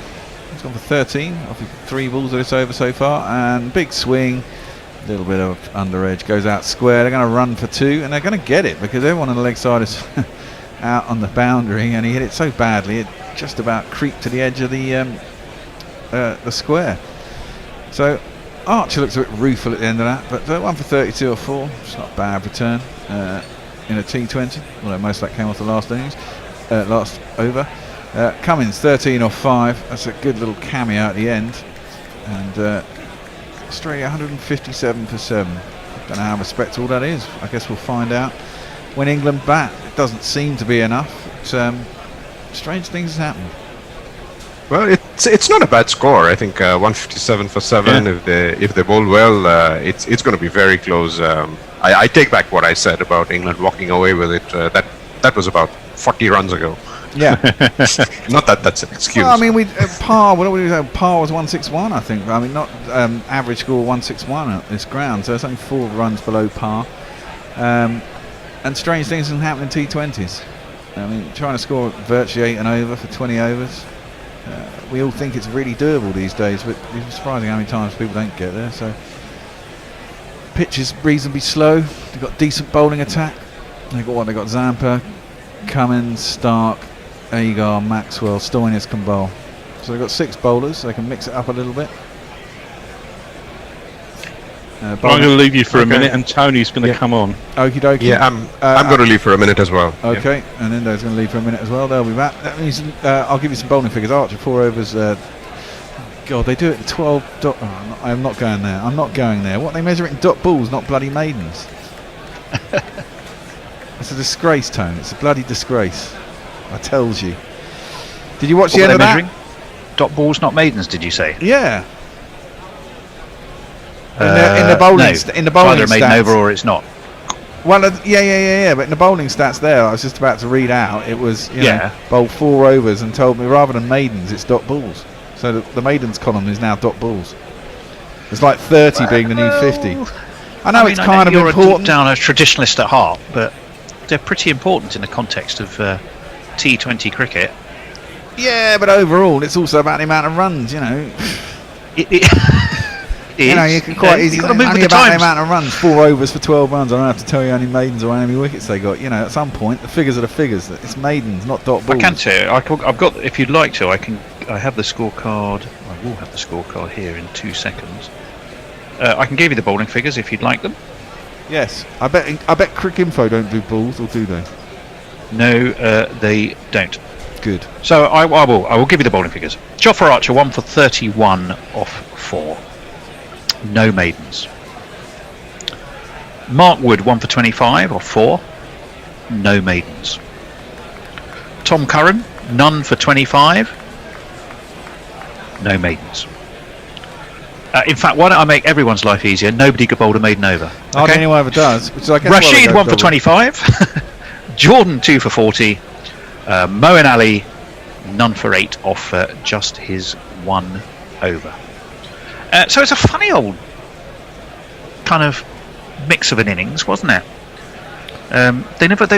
They seem to falter right from the top. Isn't that pretty much? Isn't that what really got going? No, they didn't, and they still got to 157. It just takes a few lusty blows at the right time in a T20. Well, yeah. I mean, isn't that pretty much? I mean, England got to 160 odd the other day, and they lost 8 wickets. And 161, we were saying, is par, didn't we? Yeah. Across all T20s at the Rose Bowl, because it's normally quite a big outfield. Although I've noticed it's been foreshortened to accommodate wherever this wicket is. It's the same wicket they had the other night. Although David Warner, I saw in an interview earlier, was saying it will have dried out a fair bit. So I did hear an Indo saying, it's England's, it's done, and it's done. It should be but you've just got to caveat that a little bit with, it is pretty much on par. It's it's 4 short of par for the Rose Bowl. I wouldn't say it's a done deal, would you, Bear? No, I think you're in the game. It depends how England bat, obviously. But is it always? It's never easy chasing at 7.5 and over for 20 overs. I mean, we consider it easy because we see it done quite a lot. But the fact is, if you put a club side chasing 160 and 20 overs against another decent club side, it's a struggle. Well, England, I would hope, would think of themselves probably a couple of notches above those club sides you and I played for. But yeah, I agree with you. I mean, Finch, terrific. What was him? 40 off 33, pretty good going before he was bowled off a fat old kind of inside edge, wasn't he, by Chris Jordan? Yeah. Well, none of them really. Stoinis did okay. Well, exactly. And there were 3 players who got starts and then didn't. Maxwell really did okay. crack on. Agar did okay. Yeah. So Finch didn't kick on from that 40. Stoinis didn't kick on from his 35. Maxwell got 25. Didn't kick on. Agar, I mean, the truly great, memorable T20 innings tend to have one batsman who scores heavy. Yeah. And then stuff going on around him or her. Yeah. Depending on the format, certainly Australia didn't have that in this instance. England bowled well. I thought the pace attack from the off was terrific. They talked about a heavy length, and they stuck to that plan, and they did okay. How did the spinners go? Really, not great. 1 for Rashid, none for Ali, but they only bowled 5 overs between them. The rest was pretty much pace and medium pace, and then Tom Curran. I saw a rather unfair tweet from someone, I can't remember who it was, saying, "What's the point?" It was Ravi Nair, actually. Goodness. So, what's the point? Saying, what's the point of Tom Curran? I mean, he's a great death bowler. He's a good limited overs bowler. He's got a lot of variety, and he's got quite a level head. He kind of knows what he wants to do, I think. I don't mind him as a T20 player. Is he in the best 11 when England play? Maybe not. When you have to it's an interesting debate, isn't it? Is what happens when Ben Stokes? Well, you get Stokes back, don't you? Back. Who goes out? Then I presume Curran is the most likely in that firing line, isn't he? Well, because you get both the batting and bowling with Stokes. Yes. Well, I mean, Tom Curran's a useful hitter. He's not a rabbit, is he? Well, no. I mean, if I see a T20 England side and he's in it, I don't feel it's been substantially weakened. Yeah, I mean, if you bring Stokes back, then basically Curran and Jordan are fighting for a place out of this bowling attack. Well, there then is a really interesting question. So when it comes to death bowling, if you could rewind and have that World Cup last over again, yeah, poor old Ben Stokes, Carlos, remember the name. Who would you rather have? Who would you be throwing the ball to if you were back in? I can't remember which was the stadium in India, but if you had your time machine and you were back there and you had to throw the ball to Curran or Jordan, who would you throw it to? Well, I caught in that final. Jordan bowled the 19th over and bowled it exceptionally well, which many people say is as important as the last exactly. over. Which So he couldn't bowl the last over, but I do think that they kind of prefer. Well, they certainly did a year or two ago. I don't know, maybe Khan will be able to supplant Jordan, but Jordan again is a very good T20 bowler. He's got bucket hands. He's a great fielder. Yeah, he can thrash quick runs, although we don't see too much of that these days. No, he can hit a long ball. He's worth his place in the side. You know, these are two very, very, very strong teams. Well, they're 1 and 2 in the world, aren't they? At T20, which is why, as we were sort of saying before, you know, as we were sort of chatting going into the game, I think there is a question about the middle order finisher for both.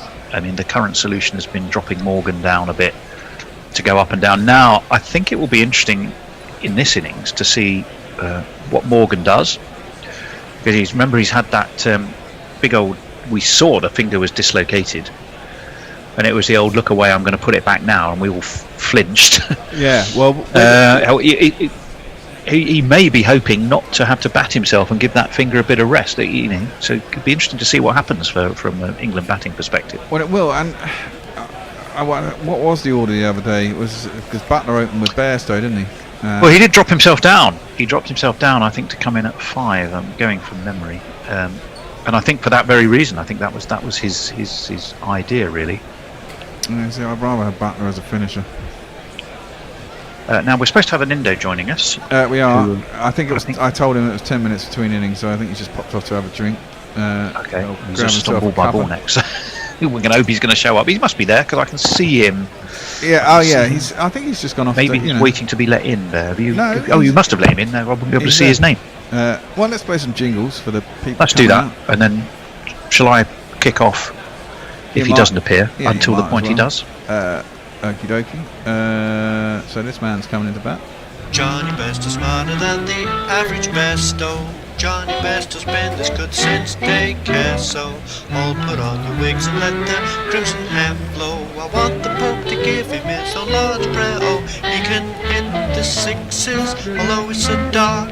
He'd even run a 10 at Bradford Park Avenue. No other Yorkshireman can compare. I tell you, Johnny Best is smarter than the average Besto. With this man, Pryor ain't no loss, 'cause we found someone subtler.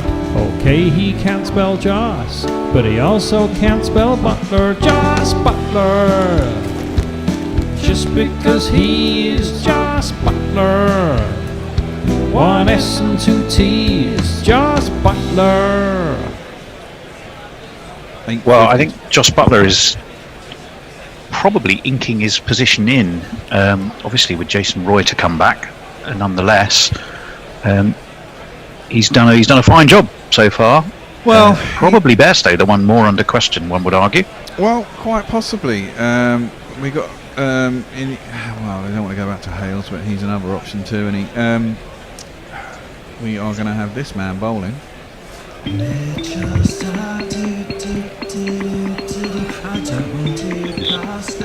Mitchell Stark, left arm over the wicket to the right-hander, which is pushed away immediately into the onside, and England are off and running in this pursuit of 158. Not well.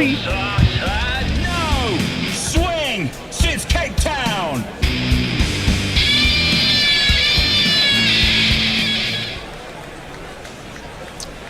We were saying, weren't we, not the highest of totals, however not far off par either for the Rose Bowl. No, and whatever happens, you've got to play like you're kind of, whilst you're chasing, you've always got to keep the rate up and just keep going at it. You can't afford to. Starks in again, and he's in to Bairstow. Big shout, and given as not out.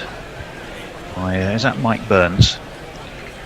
But I don't know who the umpires are. Nonetheless, it was worth a shout, and I'm deciding they are going to review. They're going to have a look. I think they might have pitched outside leg. Well, we're going to have a look and let you know. I have to say, it looked like it was going to hit the stumps, didn't it? Well, that's what I thought. My first instinct, but you know, Bear can be a little bit trigger happy. You know what? That has that looked a bit high on leg. It looked to me to be smacking into leg. It may well just be umpire's call. Oh, I don't know. I thought it pitched outside leg and then straightened to hit the stumps, but I actually think it's come back too much. Well, it's pitching in line and umpire's call. It's umpire's call on impact. Umpire's call on impact, and it was just missing leg. So it will be a lost review. So chalk that up to the umpire, and well done him. One without loss then, England. But Johnny Bairstow survives a very good ball indeed by Mitchell Stark. So he's already had something to think about. Could do with a run or two. Could Johnny B here. Stark is in wide of off stump, and forward comes Bairstow, but doesn't really get hold of it. So bunts it bottom edge away to extra cover. There's no run. Bear, do you want to tackle a bit of social media, seeing as we seem to have been left alone, you and I? Oh yeah. Or do you want me to do both? I'm easy either way. I can certainly give it's harder for me to do Facebook and stuff. But I can. Me too. Well, look, I'm okay. I'm okay doing both if you like. Well, we haven't had any coming for the second. Let us know if it's any good. Is a subtle knife. Okay. Dr. Dan up here was. Oh yeah. Let us know if it's any good. But I'm referring to what I don't know. Johnny Bairstow had to back out of that one from Mitchell Stark. For wrong says 4 wickets by Oz was their own demise. Carey, Smith, Stoinis, Finch.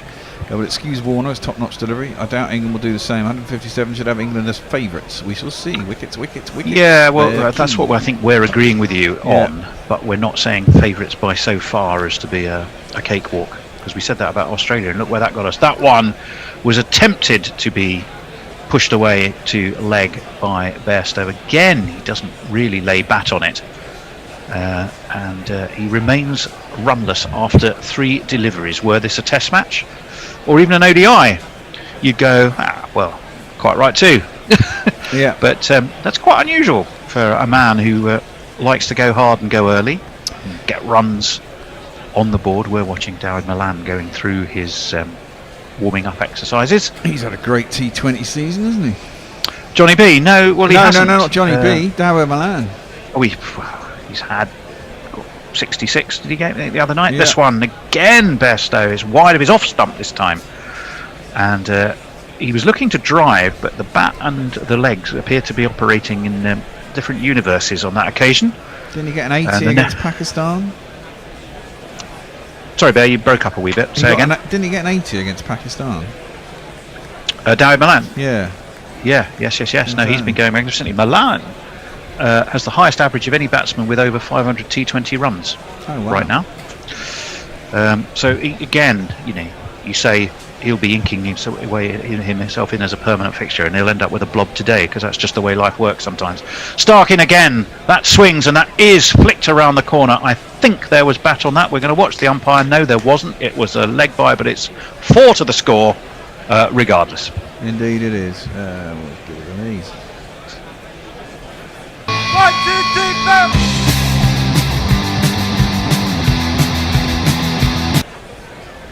Brave effort by Alex Carey, but just as happened to Joss Buttler, as I recall, fairly early in the Australian innings. A spectacular dive still evaded him. Well, and England are often motoring. Morgan has his pads on, and all he seems to have is an elastoplast on that finger that looked like it was busted. Leah Hanoverian Hun says, damn, the cancellation of the Oktoberfest this year seems to really have hit the Bogan morale really hard. Well, I'm not surprised. I mean, it's such a fixture, isn't it, in Germany, Oktoberfest? I've been to one, and I had a riot, absolute riot at the time. So it's just, I don't know. I'm trying to think if there's an English. What would we cancel in England that would have the similar impact? Well, Carnival got cancelled. I was thinking Notting Hill. Funny got cancelled. Everything's been bloody cancelled. Cummings is going to take up the attack, and he's in, and onto the back foot goes Joss Buttler. Just pushes it to mid on. There's no run. 88 miles an hour from Patrick Cummings. The days when we used to talk about a dodgy back seem to have seem to be behind him now, I hope. Well, he's back. He's behind him, quite literally. I think that's the it's the young person thing, isn't it? When you bowl extreme pace and you're 19, sometimes the skeleton isn't fully grown. I think, you know, he's old enough, his skeleton is probably fully grown. I think an Indo is just joining us back. Hey. Well, I'll take it to the end of the over and then we'll go from there, as this one is just dabbed down to first slip, or only slip indeed. Aaron Finch, the man wearing the two hats. Why is he wearing two hats? Because of the thing. Oh, because Cummins, it'd be Cummins's, won't it? Yeah. He's been designated as the double hat wearer. Played nicely, actually. Nice soft hands. Just steered down. Well dealt with by Finch. Cummins in again. That one takes an edge, and it's gone again. It's that fly slip position. Or I'm hoping that's not a replay, or is that what way Bairstow was out the other night? Don't tell me they're playing games with me again. They are. Would you believe it? Pulled by by Butler all the way along the ground. You can stand easy or sit down or carry on doing whatever you're doing. It was just a single, and Sky, who seem to have it in for me tonight, infamy, they've all got it in for me. Sky certainly has. They were showing how Bairstow got out to that sort of catch at fly slip on Friday night. This time it was Joss Butler, and he steered it back with a square and got a single. England have moved on to 6. We're halfway through the second over, and I really don't know. Maybe Sky are just being a little bit impish because they've got the BBC to contend with as well tonight. So they're just trying to make our lives more difficult than usual. Now, what you have to remember is if the scorecard goes from the bottom, it's easily said, but not always easily done, as this one is dabbed down to backward point by Bairstow. Gets himself off the mark. He will be very happy about that. What? Oh, a shout now. It's a direct hit from Maxwell. Convinced he probably has his man with that bit of fielding. If it was to the non-striker's end. Johnny Bairstow will go. The umpires are having a look. Maxwell doing a bit of a double teapot, but more in anticipation than frustration. No. He was home by a mile. He was home by a mile. What's Maxwell been smoking? He literally. Johnny Bairstow was halfway to the pavilion. No. It was Butler coming to this end. Well, either way. It was at the batsman's end, and it was Butler coming through, and he'd already walked over the line and was just slowing down when the ball hit the stumps. Precisely. It's an extraordinary review. I have no idea why, and not surprisingly he's not out. Butler on strike, steps away, carves through extra cover. Beautiful shot. Absolutely gorgeous shot, as Anindo says. I mean, there's no point in the camera following that. I think it had hit the boundary sponge before the camera had a chance to swing. And moves England on to 11, but again, it wasn't even short, was it? Well, it was quite full. It's kind of like the same shot that Carey was trying, but Carey got out. Just sort of stepped back, didn't he? And sort of tried to punch it through the offside. Carey got a little edge through to Butler, and Butler's just spanked that through the offside. You're absolutely spot on there, Bear. So Cummins has one ball left, and then I shall step back onto my social duties. And he's in, and that one, that's a big shout. It had Butler off his feet. It was a fast, in-swinging Yorker. Umpire moved it, swung so much. It was, as you rightly say, going down leg. The DRS timer is a tick-in, but to me that never looked like it was going to be troubling the furniture. And I think the Australian think tank thinks the same. And India, over to you. I think that was close. Thank you, Tony. That was a boot-hugging, nasty delivery, but going way outside the leg. I was just about to say that Maxwell's run-out appeal was probably the worst appeal of the match, and then I remembered Adil Rashid's DRS, which hit the middle of the bat. Yeah, that was an odd one. Yeah, an appeal for LBW. Stark coming in, bowling to Bairstow, and the wide outside the off, lifted for a 4, too long off by Bairstow. Terrible delivery, and got exactly what it deserved. 1, 2, 3, 4. Too wide, that. can't give Bairstow width because he'll just hit through the line. Exactly what he did. Beautiful shot.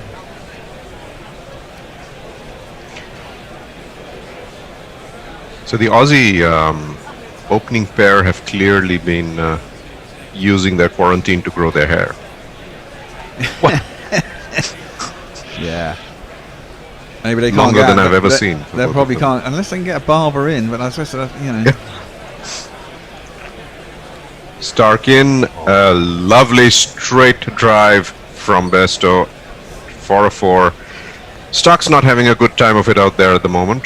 2 4s in the first 2 deliveries, both deserving of exactly the treatment that they received from Bairstow. 19 for no loss. Yeah, he had the right line in the first over. I think he's just overcompensated. Well, it's slightly wrong because missing leg stump, but it's actually a tighter line that was harder for Bairstow to get away. It's gone too far across him.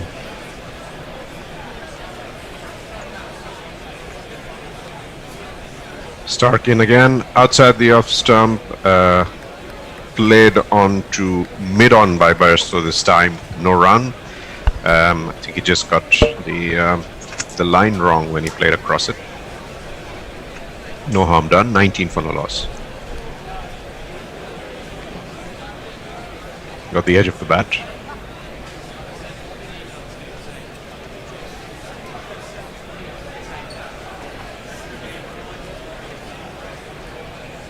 Stark comes in to Bairstow.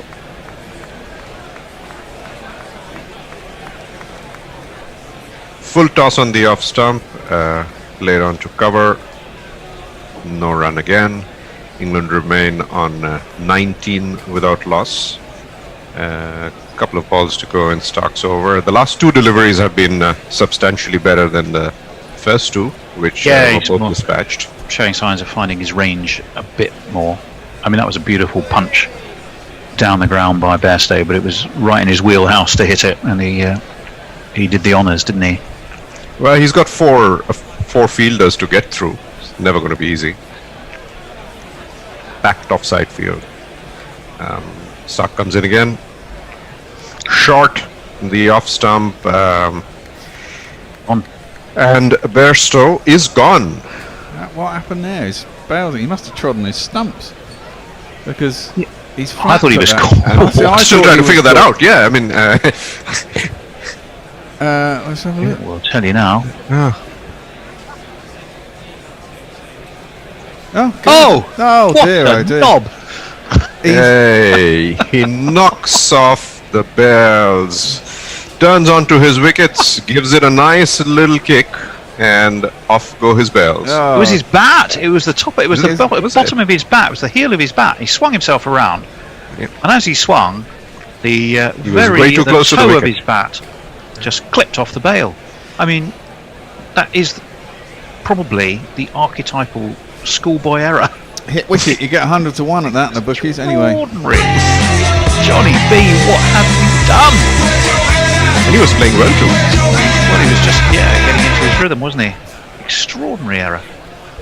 Well, anyway, that brings the hero of the moment to the crease. The man who's done very well this summer. Javid Malan. Introducing the next generation David. That's not my name. That's not my name. That's not my name. That's not my name. David Milan, congratulations. We shall see now how England's man of the hour, in the absence of Ben Stokes, shall we say? well, certainly with the bat, he's as we were saying just when you were off air, he's starting to carve his notch his name onto that England team sheet. All forgiven from his indiscretion of New Zealand, which most would consider minor, but Owen Morgan didn't. What indiscretion? I don't remember that. What did he do? Stark comes in for the last time in this over. On the leg stump, turned around, but only for a single down to backward square leg near the fence. 20 for 1 England. I think it was Stoinis down after there. that unfortunate dismissal of Bairstow, and bizarre, if we can call it that. Well, it doesn't matter how many times you watch it. The funny thing was, he almost seemed to just lift his bat while the bat was underneath the bail almost. It was incredible. It was almost like he was lifting the bails. Well, it was. If you were actually doing it at the end of the match and you wanted to do it on purpose, that's how you would have done it. Incredibly enough. But if you watch him, none of the Australians realised. He realised straight away and just started walking off. Yeah. Oh, shit. Change in the bowling. Kane Richardson coming in for his first over, bowling to Jos Buttler. I didn't even know he was playing, but here's a jingle. Hey there, Kane, don't leave balls hanging off your line. That's why you do not get caught. On the leg stump, driven past mid-on for a single by Buttler. England go on to 21 for 1. We're just watching multiple replays of poor old Johnny Bairstow. It's a look on his face. I think he's going to be seeing a lot of that. Yeah, he is. The look on his face. It's quite funny. Including the stump cam. Watch from this one. His mouth just opens up. and just wanders off. Even the best view of all is the Australians who, when they realise what's happened, even they're looking at each other going, how on earth did he manage that? Cummins was scratching his head. On the off stump, defended by Buttler onto point region. No run, 21 for 1. Just doing a nice job of sporting the ninja headband. None of this Alice band nonsense for him. He's gone full Stuart Broad ninja, isn't he? Yeah. He has indeed. Broad has a certain charm about the way he wears that. Is Richardson in again? On the off stump, but driven into that packed offside field once again, and no runs added to the score. England will be quite happy with the start so far, do you reckon, though? Reasonably? Well, I would have said so, definitely. I mean, they wouldn't have factored in Bairstow being out quite so ludicrously. They might have factored him in being out, but not quite the way he actually managed to dismiss himself. Well, fortunately, the scoreboard doesn't say how you got out, so... Well, it'll say hit wicket, won't it? Not smacked home wicket on purpose. Yeah. which is not a category for a wicket dismissal. Lifted the bells as if it was the end of the day. Yeah. No runs again, 21 for 1. Rolled over his fingers on that one, just played back to the bowler. Who I think was attempting to throw it back for a run out and then drop the ball in the process. So it seems to have afflicted everybody. It's a sort of a collective attack of incompetence all around at the moment. Richardson in again, on the middle stump, played on to mid-wicket, remains at 21 for 1. I was going to say pandemic, and then I thought it's a bad time to say that. Well, in a moment I'll tell you it's an even worse time to say that come the end of the over, because I've just picked up a bit of news. Yeah, I'll hold it to the end of the over. Richardson, 1 run only so far in this over, coming in for the last ball of the over to Jos Buttler. And that is played very well indeed, straight over long on. Not sure if that's a 4 or a 6 yet. I think it's a 6, but we'll have to wait for the signal. I'm calling it 6. I think it hit the ropes on the full. Yeah, it did. Yeah, it hit the rope on the full. Yeah. Smack on the word insurance of health insurance.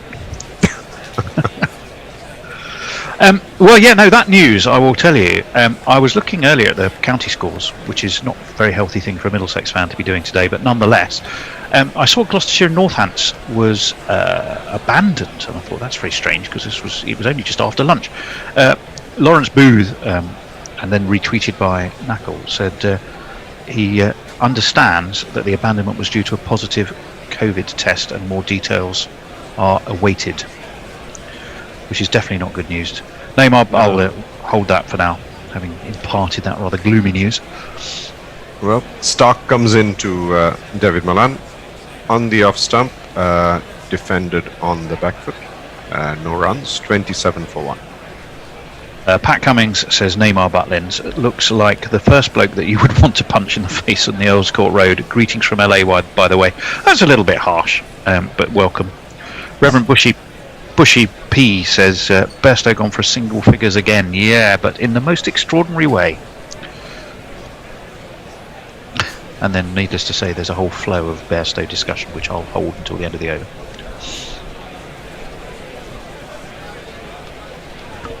Stark comes in on the off stump, defended on the back foot once more. Ball goes to point.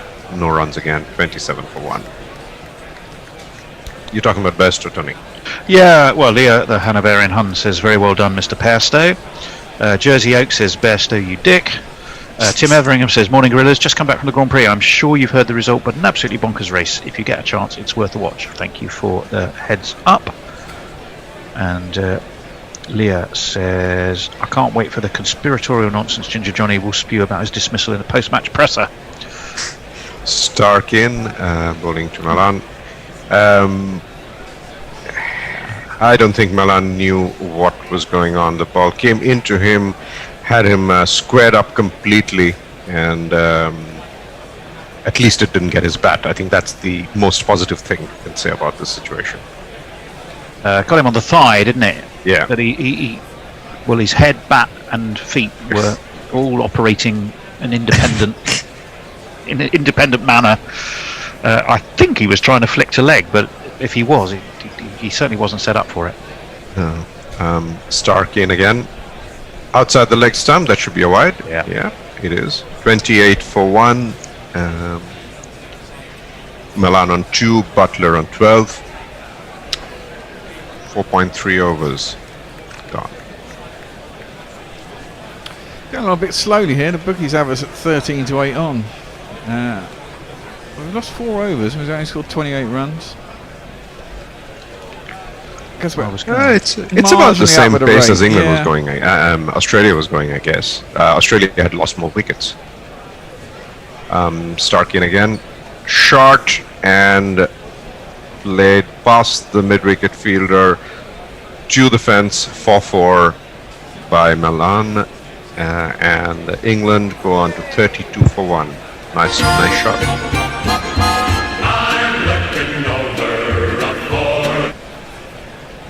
Didn't time that, perfectly, did he at all? It was off the top half. Well, of it was, it's a bit uppish as well, but doesn't matter. Did the job. Yeah. The wind viz depends which way the wind's blowing. Ometer has England at 70%, Australia at 30%, and can't be bothered to think about the tie at 0%. Well, super over. Stark in to Malan. On the middle stump, Malan lifts it onto the leg stump, leg side. Stoinis picks it up near the mid-on boundary, 33 for 1. Malan on 7, Butler on 12. Last ball of the over coming up from Stark.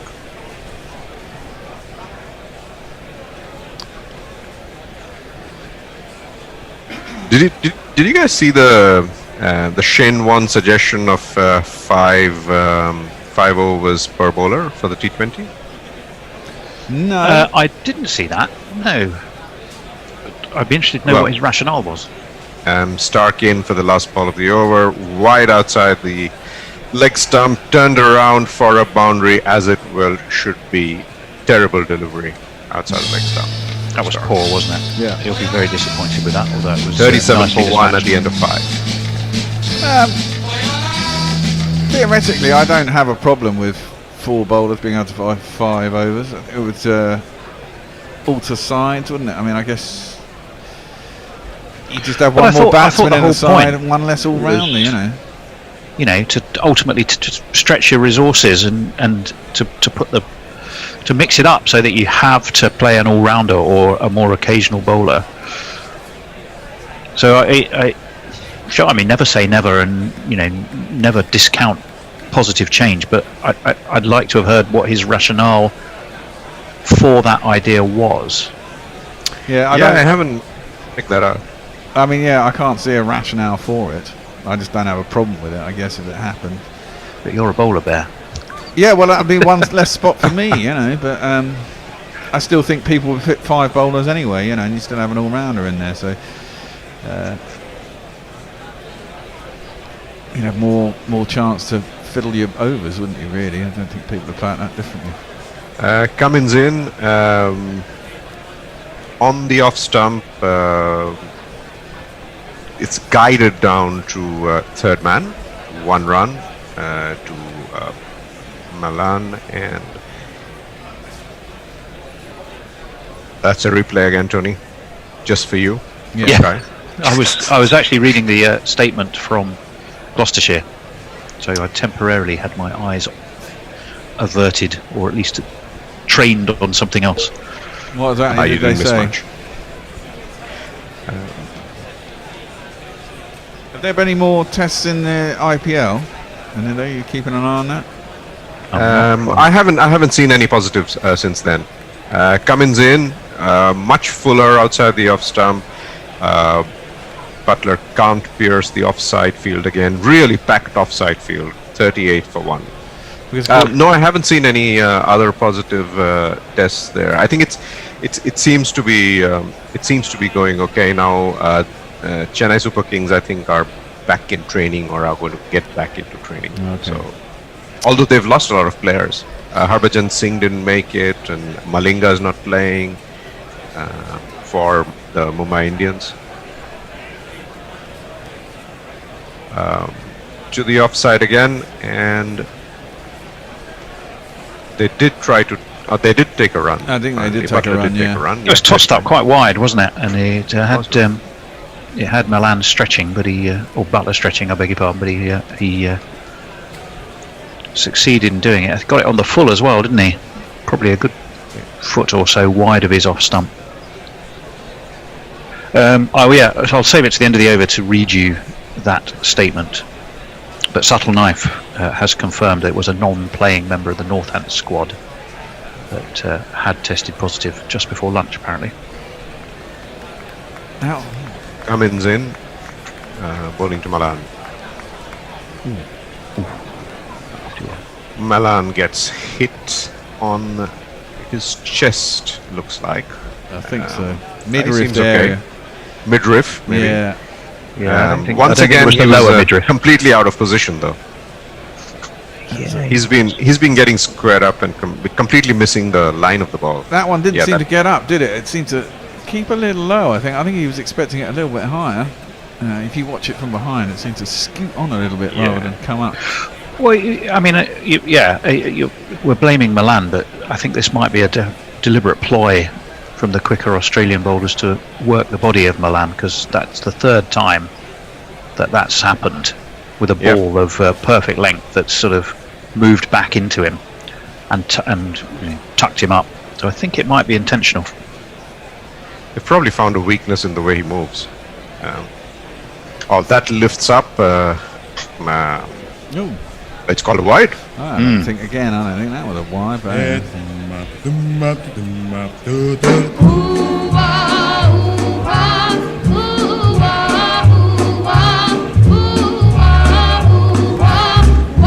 maybe. But that lifted up much more than it looked at normal speed, I have to say. Yeah. That was about a foot and a half above his head. I mean, going back to the COVID and the IPL, I mean, India's going mad at the moment. I mean, it's really becoming rife there at the moment, isn't it? Yeah. Cummins in again, beautifully driven straight to the fielder at cover. Aaron Finch, 40 for 1. Yeah, it's the social distancing is a bit difficult in a country with the density of population that India has, and at some point in time you have to start also opening up the economy a little, because people just don't have jobs anymore. Yeah. Cummins comes in. Oh, it's gorgeous. I don't know if it's gorgeous. Tony. Tony, did you just say it's gorgeous? No, with a shot. Well, I thought he played that around the corner on purpose. No. Did you guys see something? You may well have seen something different to me. I saw a whick that got an inside edge. I don't think it had past any man interest. 45. I don't think he had any intention of getting that ball to where it did finally, which was fine leg. Because they showed us a replay. Yeah, instead of older players. I think, yeah. While we wait, then I will just. The highlights are, in the interest of player welfare, it has been agreed between Gloucester and Northampton, England, Wales Cricket Board. I'm just checking how many looking. That the Bob Willis Trophy match currently being played at the Bristol Cricket Ground has been abandoned, and then they explained just before lunch, non-playing member of the team, a player but not a playing player, had been tested positive, so it's official, if you will. Okay, well, it's me now, isn't it? It's me, and Indo, and Nestlers is going to take over on social. We're going to say goodbye to Tony for a while. He'll be back. You are indeed. For the last 6. And whilst we do that, we are going to have a change in bowler. His first ball is around the wicket, and Butlers pumps it out to the offside, and there's no run. I'm going to find a jingle I like, because we have the other one. And I think it's the power play. Yeah? The power play is over now. Over, yep. Yeah, 6 overs have been done. And must be that one. Let's have a go with this one. If I had $1 million, I'll buy you a Glenn Maxwell, then we are no longer friends. Indeed, Maxwell around the wicket, and it's clipped into the leg side by Butler out towards the deep mid wicket boundary. They'll pick up a single. Bloody COVID, eh? Bloody COVID, eh? Yeah, it gets everywhere. Funny that. It's got to stop someday. Well, it will stop one day. It's just what year? Well, and how you get there. You know, we'll either come up with a vaccine or therapeutics, or eventually we will get herd immunity, because eventually that will happen. How long you take to get there is up to how you want to run your society, I guess. That works into the leg side, out through mid wicket to the deep square leg boundary where it came Richardson Fields, and there is a single. Yeah, I was talking to some friends in Melbourne today, and they've just had their lockdown extended by 2 weeks. Wow. It's really strict there as well, isn't it? It's like a curfew and stuff like that. Played out through mid wicket by Butler with very little pace, and they come back for 2. That's really good running. Jake Grover is back from the shop. He's got beer, onions and cheese. What has he missed? This is not a slight on your commentary. I was literally not in the flat. Well, Bairstow hit wicket. That's an interesting one, Jay. He kind of pulled away from a shot and twiveled on it, and then managed to knock the bails off with his bat when he went through his swivel. Butler goes back, tries to force it through the offside, can't beat cover, and there's no run. It was Finch, I think, at cover. Plays that into the leg side, out through vacant mid wicket. There's no one inside the circle in front of square on the leg side. I do find that odd, and everyone knows that, especially if you're bowling around a wicket. Crikey. Yankee 7000 imploring you to play the bell jingle on YouTube. He's retiring today. Is he retiring today? Well, the thing is, the bell jingle that everyone wants is the one that I think I banned. Bell. Yeah, exactly. I think I threw that out of the jingle machine. I have no idea where it is, because I can't stand it. I have lots of Ian Bell jingles, and I will play one if you so wish. You have a Bee Gees, Metallica, Ian Bell jingle, Anita Ward. And that's it. I'll play one randomly in a bit, just for people. We've got Gregory Beasley from Porthcawl. We've got Robert Goldsmith from Omar in Northern Ireland on GorillaCricket.com Facebook. And now we're out of power play. They've gone straight to the spinners, and the other guy from the other end will be this one. The enemies of the mighty fear many things. Yet there is one thing they fear of all others. They fear animals. Adam Zampa. I don't know if they do. First ball is pretty flat and bunted back by Butler, but he either hit Milan or it was fielded by Zampa. Let's have a look on the replay.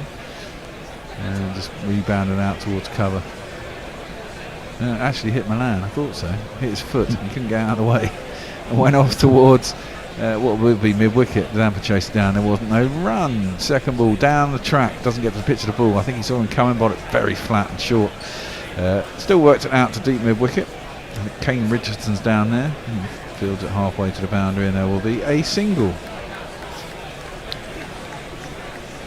What do you reckon to Adam Zampa and Indo? I knew you were going to ask me that. Well, you're the man who's a spinning expert. We're going to ask you every time we say spinner, aren't we? Yeah, I have to say I'm not a big fan of Adam Zampa. No, I don't think he's as good as Adam Rashid. No. He just bowls flat, leggy darts. It's quite handy in a T20, but I wouldn't have him anywhere near any other side. That's Hoyt out to deep mid-wicket where Nagar is fielding, and there's no run.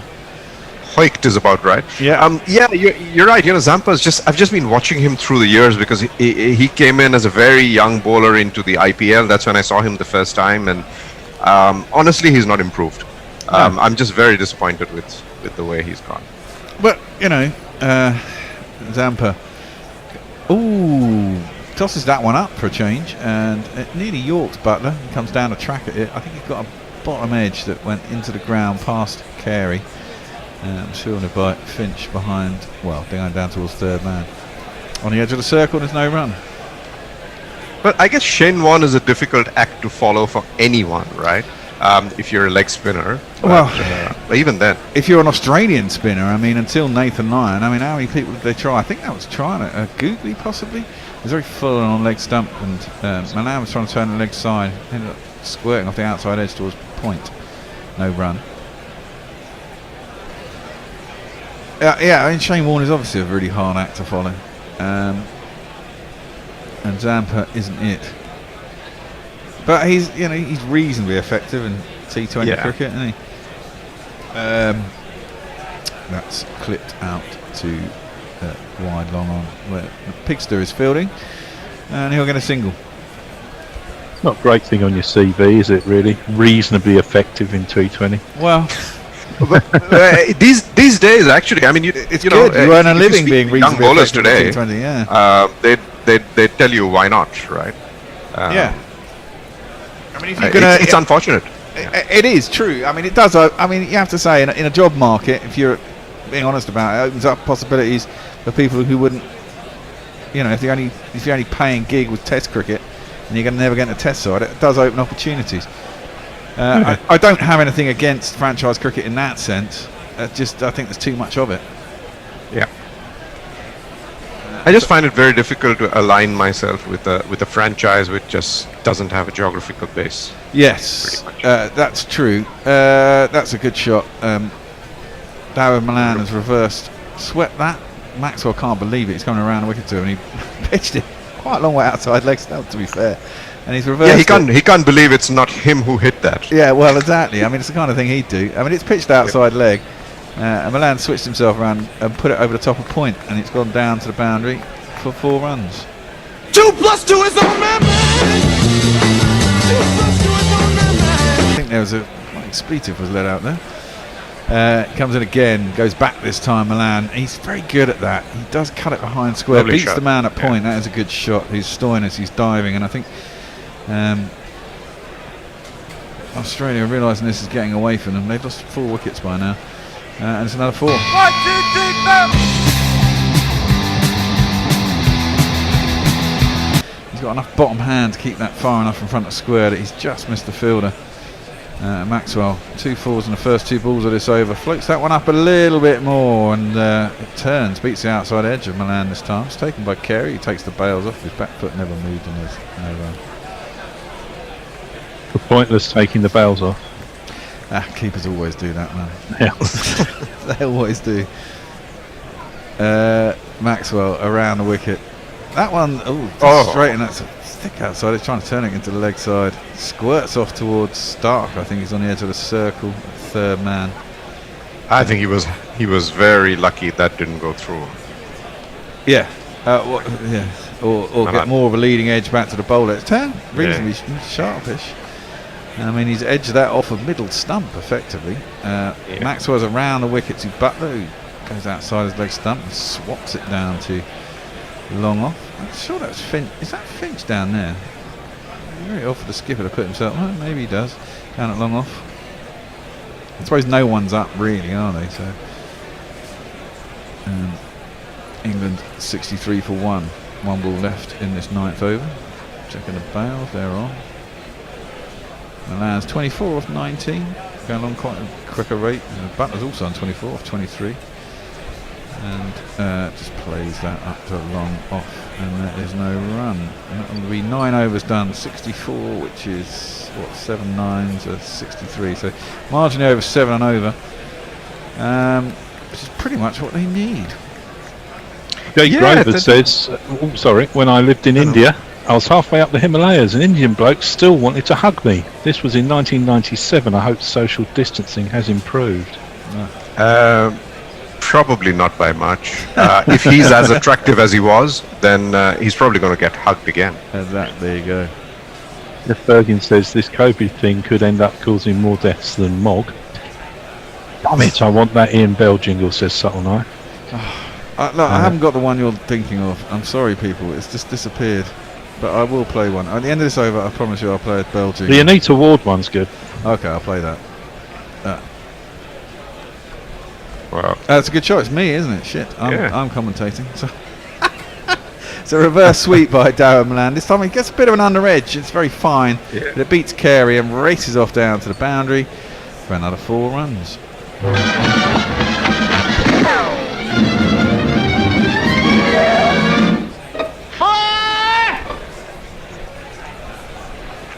Not a bad shot. Not quite where I imagine you wanted it to go. This one has gone straight down. Is there anyone down there? There isn't anyone straight. There is a wide, long on, and that's Finch. And this one has gone straight down the ground. 1 bounce over the boundary, 4 more runs. David Milan's running away with this one. Yeah. Well, Australia really need to take wickets, don't they? I mean, that's the only thing that's going to really slow England down. And I mean, they're pretty much up with a rate now. And it makes it quite easy. That's a good stop by Mitchell Starc. Thought it was going to beat him. It's a very late cut by Darren Milan. Racing very fine, but Starc raced along the circle and managed to dive and stop it. I'm not sure either Zampa or Maxwell are bowling well enough to take wickets anyway. I mean, it's just... maybe not. Seem to drifting away a bit. Yeah. A lot of space. I mean, this is it. You've got to hit it to someone, haven't you? To get out. You've got to make a mistake as a batsman here. And if you're sensible, as that one's played up to a deep mid-off, there's no run, there's going to be the odd bad ball that you're still going to be able to get a boundary. And other than that, if you're chasing, your job is to get over the line. You aim for doing it in the 19th over if you have to. You always want to get it done 1 over early. That should be your aim, especially with a score like this. But there's no need to take excessive risks here, is there? No, there's no reason at all. Absolutely. So don't bother. Do it professionally. Zampa, it's played back to him by Milan, trying to work it into the lead side, and there's no run. From the first delivery of this match, England has looked the much better team of the two. And it continues to be the same. Yeah, that has to be said. Archer was sharp at the beginning, wasn't he? So was Woody. Milan faces up to Zampa. Might have been an attempted googly. He said he went straight on with the arm, maybe a little bit away. It's played out to cover. They don't bother going for the single. There's no run, but there was 2 fours in that over. That's, it's fine. A couple of singles that gets you home with ease. Ian Bell. Okay. Right. Here we go. What have we got? You say Ward. There we go. This one.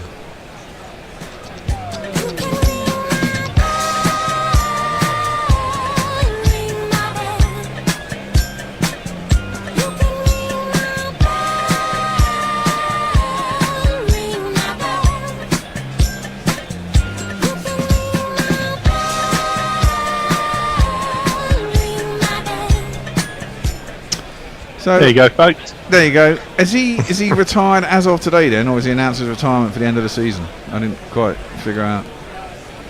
I think today's his last match, actually. Oh, right, okay. Oh, I suppose it's towards the end of the season, isn't it? Although, I think there's some more Bob Willis Trophy. It goes on until the middle of October, doesn't it? Bloody Bob Willis Trophy. They can try and get it in. Kane Richardson is back into the attack. He bowled 1 over for 7 so far. 74 for 1 after 10. And about 8 or 9 runs ahead of where Australia were, but 5 wickets better, 4 wickets better off, I think. Now, Ravi Nair seems to think that Ian Bell seems to have been an unfulfilled talent. I don't know about unfulfilled. He's got a pretty good bloody record, hasn't He has got a pretty good record. I mean, he's unfortunate. Butler plays that square out to Maxwell, who's at point. Length ball from Richardson on the off stump, and he gets himself a single. I mean, I've often said this. I mean, although Root started better, Bell got it the wrong way round. He started off quite bad, got dropped, came back, did reasonably well, got dropped, came back, did pretty well. Root started off as a bit of a superstar, but now we complain about the same things we did with Bell. We complain about with Root really now. He doesn't, go on and get big hundreds a lot these days. He gets himself quite nicely to 50 and looks like $1 million. Milan, not sure if that's sort of hip or back, trying to swing that down to fine leg. I think Root's just going through a phase as batsmen often do, and quite a long I don't phase know in if Indo. it's got to do with his captaincy or not, but well, I got to think. I mean, my personal thoughts is I'd still have him on the side, but it is just interesting that we used to cuss Bell would look great and get to 70 quite a lot of the time, and then get himself out, and Root does that quite a lot, gets himself out quite a lot as well, because he's got oodles of talent. Driven by Butler, doesn't smash it very hard, places it just past the man at cover, and they'll come back for 2. I mean, the amount of times Root he gets himself out, isn't got out, is not great for a Test cricketer, to be honest, but I do love him. Of course. I mean, I mean, Bell was beautiful to watch, and he was frustrating when he got out. And I have that same feeling with Root now. With Root, yeah. You just want him to score more big runs. Richardson is in, and bangs it into the deck, and it's mistimed pull by Butler, but it's got so little on it. He still gets 2. He still gets 2 as Stark has to come in all the way from the cow boundary, really. The Bell cover drive, though. Well, exactly. But now Ollie Pope plays exactly the same cover drive. It looks, classical, stylistic. Butler 30 off 27. England 80 for 1 in the 11th over. Cruising, it has to be said, at the moment. Richardson is up to the crease, bowls full and crunched out through the offside.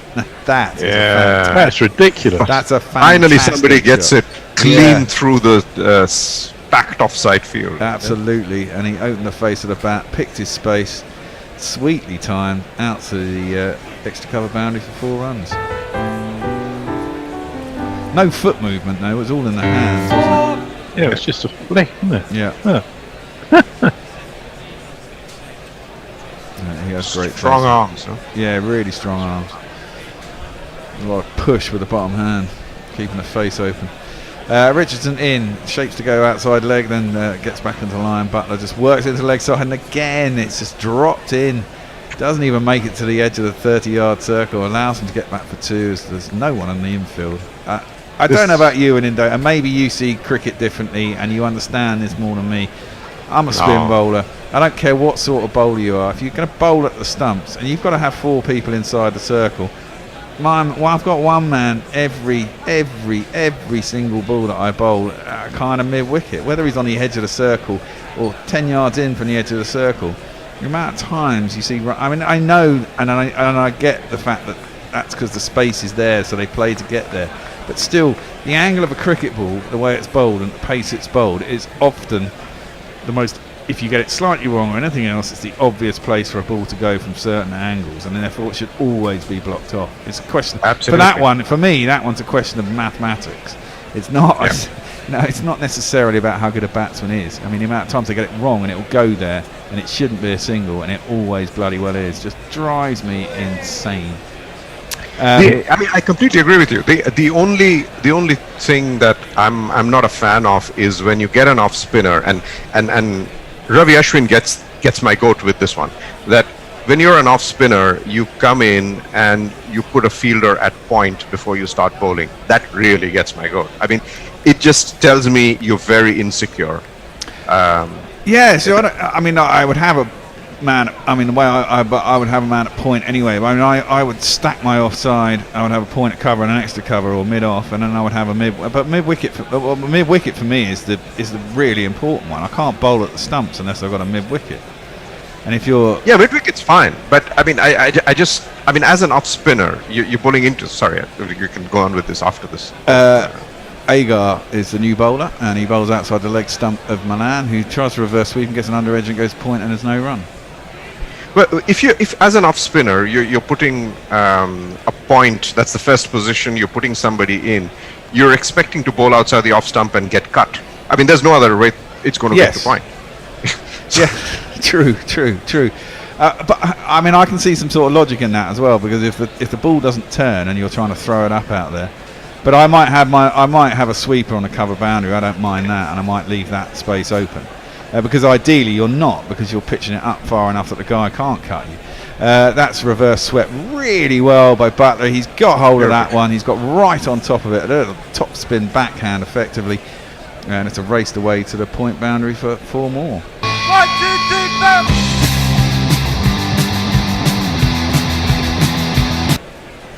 But yeah, I mean, basically you're saying there that I'm going to drop it short a little bit too often, and I don't want to get hit through there.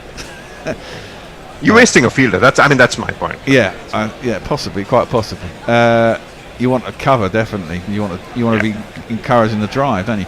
That one is played out through the offside by Butler. Just gets himself a single.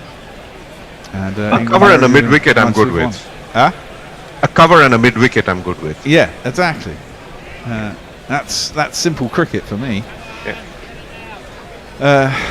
Agar is coming around the wicket, down the track comes Malan, giving a little bit of flight, drags it a bit short, maybe saw him coming, gives him a bit of verbal, and Malan can't work it through the leg side, just hits his pad and dribbles back down the track, no run. Butler's confidence with the bat has come on leaps, hasn't it, recently? Again, another man all of a sudden. Well, so many things, players are supremely confident in the short forms of the game. I mean, that's played out square on the leg side and there's no run. And I think there's no mistaking the fact that some of the players on this side, their belief levels would have gone up even higher just having won the World Cup last year. You think you're it. Agar around the wicket, darted a bit, middle stump, turns a bit, but it's too short, and Butler just gets up, pushes it back down to long off, and is a single. Ends the 12th over, 94 for 1. I've got a great tweet to read out from Neckel. So, in You Really Know You Screwed Up news, Geoffrey Boycott has called out Yorkshire for not investigating Azam Rafiq's accusations of institutional racism seriously enough. When you're too dismissive of racism for Geoffrey Boycott. That's astonishing. From Mr. Geoffrey Boycott. Yeah. Well, Pat Cummins is back into the attack. I guess Australia really think they need something to happen now. And they got to think. Look what England did to us the other day. It's the only way they can think here. Banton's the next man in, followed by the skipper. 64 required from 48 balls. Some pressure could be applied with a wicket. One of the things I remember from talking about Knuckles' tweet. One of the things I remember from the I think the press conference on Yorkshire was a statement made by one of the players that I'll tell you after this ball. Cummins up to the crease, bowls, and Butler forces that out to the cover boundary where Kane Richardson's fielding even, and there's a single. Carry on. Yeah, he's talking about. I think once in the 11 there were 4 players of Pakistani origin, and I think one of the team members made a comment that there's too many of you. Yeah, I heard that. Well, somewhere, if you're Yorkshire, there's some logic to that, I guess. Whether you like it or not. If you're a Yorkshireman, I mean, you know, there's a lot of Yorkshire towns around Leeds that have big Pakistani populations who will be third generation Pakistanis. You can't start bloody saying that nonsense, and it's ridiculous. Yeah, Really? you know what I'm saying is it's something that you can't prevent people from saying, no matter how. Wow. That's Milan, and it's driven hard over cover.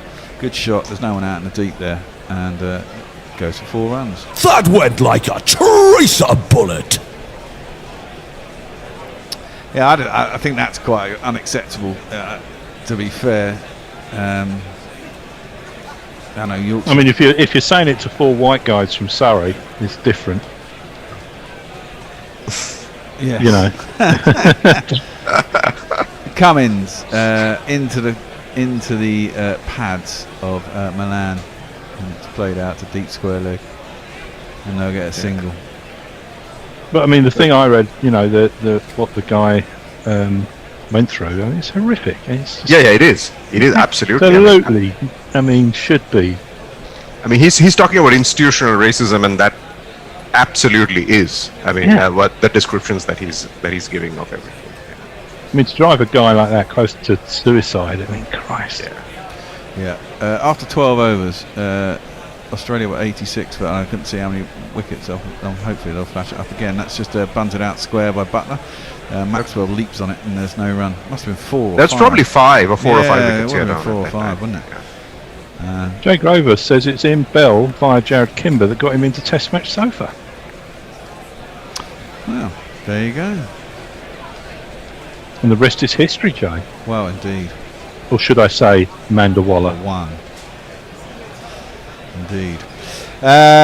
Here comes Cummings. He's up to the crease. Bowls short, pulled by Butler, and beats the 2 men out on the boundaries. 1 dead square. There's 1 down at long leg, and he's got enough on it to pierce between the 2. And shoulders are drooped in the Australian side as it's 4 more runs. It's Nissan she. It's Nissan she. England are currently running away with this, and with so many wickets in the hutch. And I'd say a stronger batting lineup that England have than Australia. In terms of runs further down the order. Cummins bowls again, it's short, and Butler's taking it on every time, pulls that, gets on top of it, and goes down to deep backward square leg for another single. 105 for 1. I think I've got 1 more over after this, and then Tony will be back on.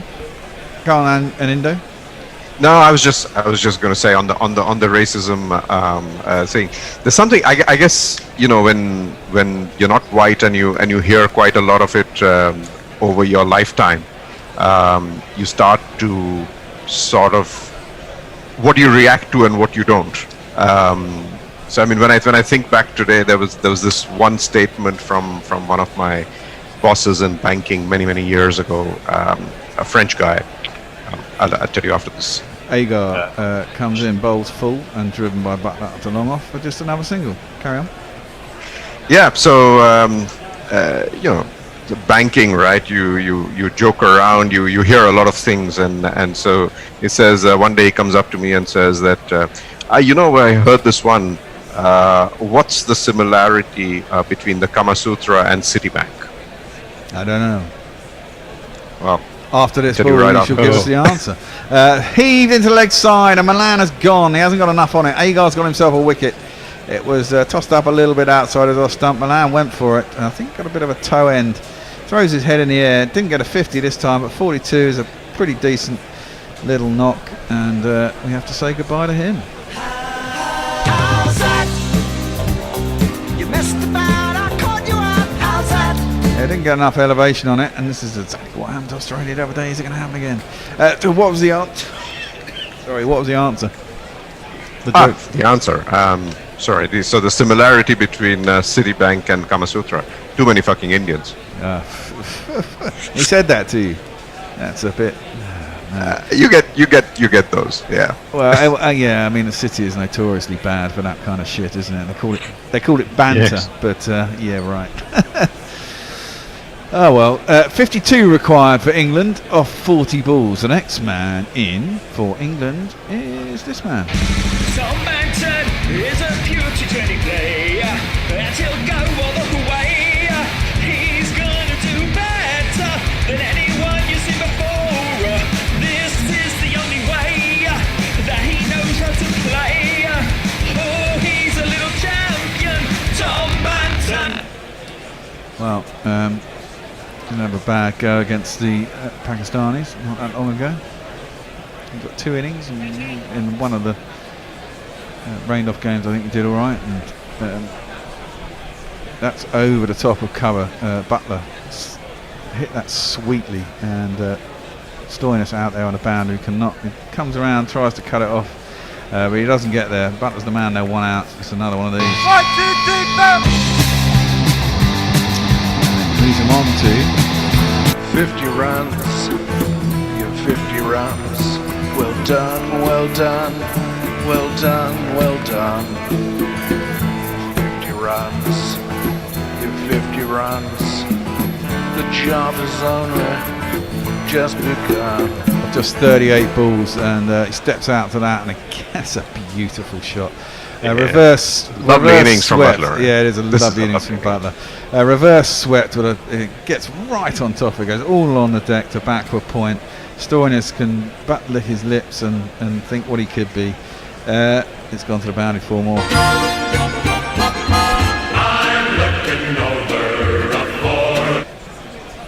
Mind you, I still think he should get munkaded every time he walks out of his crease as a batter. That's another matter. But I enjoy his batting. Yeah.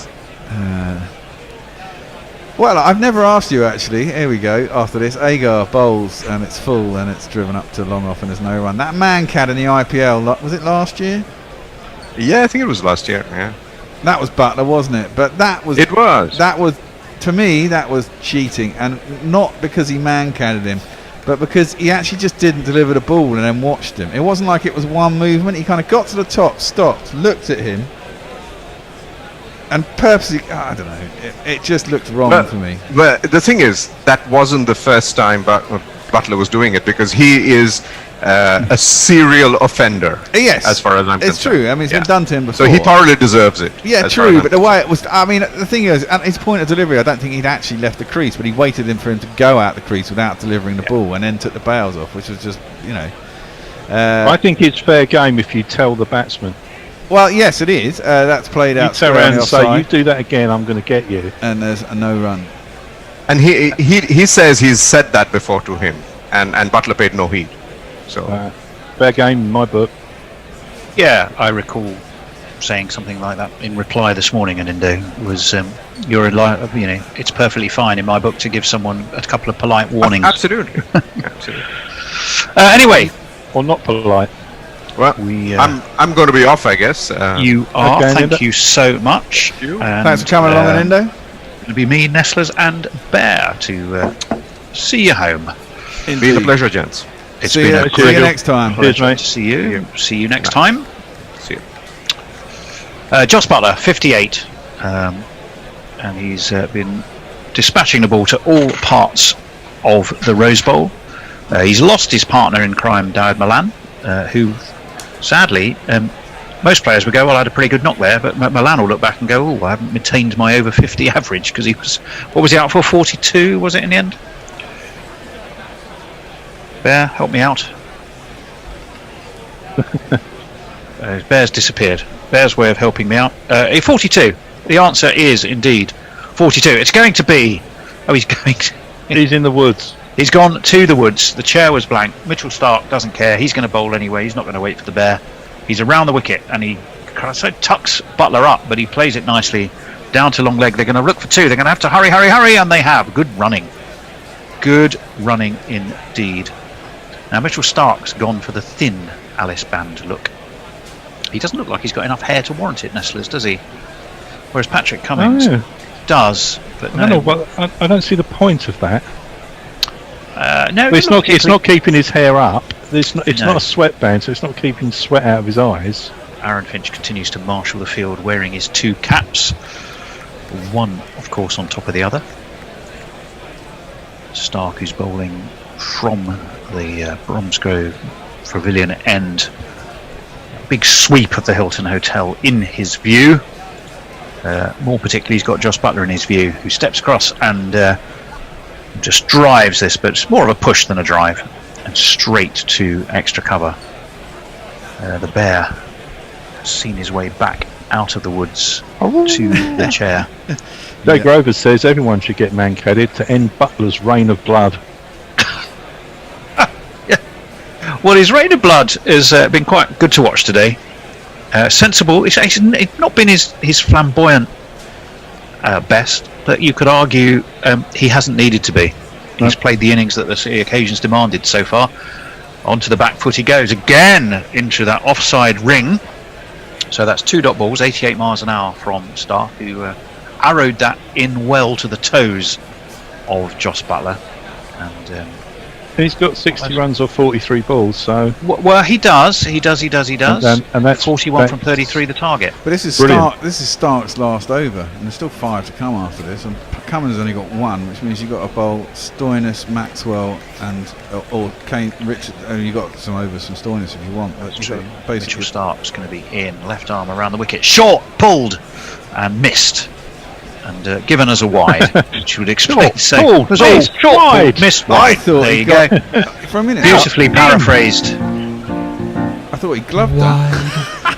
That's how bad I thought that was. By the confectioner of tweets, the whole thing in 4 concise words: short, pull, missed wide. It was kind of above shoulder height. Actually, he'd have done well to lay anything on it. 40 from 33. The equation for England. The 2 wickets gone, 118 for 2. Johnny Bairstow, well, goodness me, extraordinary dismissal. That one slanted across Butler, and that may well be given as a leg bye down onto the man on the 45. A leg bye indeed it was. Stark has 2 balls left. It's another single to the score, 39 off 32. I mean, you've got to remember this was about where Australia were, and then the wheels came tumbling off. But you don't really somehow foresee that happening to England at the moment. I mean, you always say add 2 wickets to the score, etc., but even then we don't eat. Yeah, exactly. But then but we were sat here on Friday night. So obviously not you on this occasion, Bear. You were having a night off, but we were all sat here saying exactly the same thing as Australia were batting. I mean, it was nailed on. It was nailed on at about this exact same point. Yeah, I know. And then it was unnailed in the most spectacular fashion. I mean, you've seen it happen in the IPL. I mean, this is it. You get the wicket at the right point, you can really create pressure, and this is the right point to take wickets. If Owen Morgan's body language is anything to go by, he looks like a man with a dodgy finger who's thinking, thank goodness I don't have to bat. And this one is on to the back foot and steered backward a point beautifully by Banton, but there is a man around riding that cover boundary, so it will restrict them to 2. 1 for 25 for Stark. England move on to 121 for 2. 37 from 31 the equation. And Banton, was that only a single? No, I think he got back for 2, didn't he? Oh, well, in that case it was Banton, yes. It was Banton, you heard it? He did get back for 2. Stark, I got that one right. At least Stark has 1 ball left of his final over. He's around the wicket again. Banton chipped that up, but it falls well short of mid-wicket. It's the end of the over, and we will call in the confectioner from outer space. Joe Grover says, Christ, can you imagine man-cadding Tony? He'd run across the moors greeting in a nightdress. He's too beautiful for this cruel world. Screeching in a nightdress? I'd end up in the slaughtered lamb. I don't know what you're on, Jay. Greeting in a nightdress. Doing what in a nightdress? Screeching. Right, screeching like an owl. No, you'd run across the moors greeting in a nightdress. Greeting? He is too beautiful for this cruel world. No. Is that Actually, I agree with the last bit, obviously, but nonetheless, I'm not sure about the nightdress. Reference to Wuthering Heights or something? Yeah, that's what I'm thinking of. I'd be like Kate Bush. Heathcliff, it's me, you're Tony. I've come home again. I've got visions of you doing that video she did. Oh Lord, don't go there. Ashton Agar. Left arm around the wicket. Back foot by Butler. Driven down though to long off and comfortable, easy, jogged single. 122 for 2. With respect for all of our Australian listeners, I won't attempt the obligatory Richie Benno at that point. 122 for 2. But nonetheless, there we go. I knew someone would have to. Hagar's going to be in again. He's going to be into Tom Banton. 2 or 3 for him so far. In skips Agar. Swept massively. There's a man down there. He's going to take it. He is. Agar has his man. Banton's gone.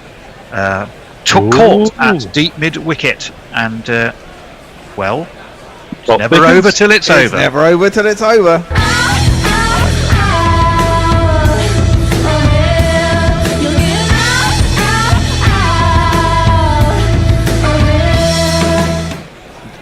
Exactly what Piggy Smith did the other day, isn't it? Well, it is, and it makes you rather wonder, is now Owen Morgan going to put himself in, or is he going to go, nope, I am going to sit tight, thank you very much indeed. That'll be Morgan. Let's see what happens. Who comes in after Morgan? You could send Moen in. Well, it's just you could do. It's just a question of whether he wants to protect that finger. That finger of his. Nope. No, it is going to be Owen Morgan. I'd be interested to see. I bet he plays the next game as well. But he goes sod off. Well, I wouldn't be surprised if he gets a little bit of short stuff chucked his way. You would think that would be highly likely to happen, wouldn't you? Yeah, you would indeed. Let's play his jingle. 1450s and best of 91 against New Zealand last year. Play his jingle. Sorry, Ben.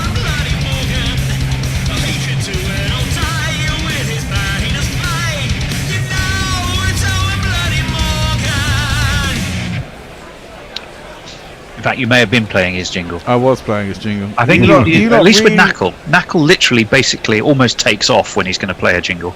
Oh really? Yeah, he waves his arms around like a complete lunatic. Yeah, a complete lunatic. Whereas you're a little bit more passive. You need to do something more obviously visual, so we cannot I hope possibly you miss hear it. No, that's the point. We don't. We can't. This is it. It doesn't make it to Claygate and wherever Nestle's is today. I can hear a sort of a weird kind of bumping noise, and then it stops. And I think, right, this jingle, I know the lyrics. I kind of sing it in my head. Yeah. Agar's going to be in again. To the new man, Owen Morgan, who just clips that to square leg. Carey dashes across from his station behind the stumps and fields. It's another single, so Morgan's off the mark. Well, if there was any question mark about his dodgy finger, you would think that he wouldn't have sent himself into bat. So no. If you're fit enough, you know, you have to be there. The other way I'll tell you one thing it's going to be painful tomorrow morning. Yeah. Yes, almost certainly. Agar in, flicked beautifully into the leg side by Butler. It'll just be a single though, back with a square leg. He moves on to 2. England dealing in the ones at the moment. Banton looked to up the ante and just put it straight down the throat of Mitchell Stark at deep square leg. Well, the thing is now, Butler has to see it through and everyone else has to throw the bat, don't they? Yeah, and I think he would be thrilled to start and finish the innings. It would be a fair feat. This again is tickled around the corner. It's a single. Morgan moves on to 2. Carrying his bat. Butler will be back on strike. Yeah, I mean, to me, he's starting to make this opening position look very much his own.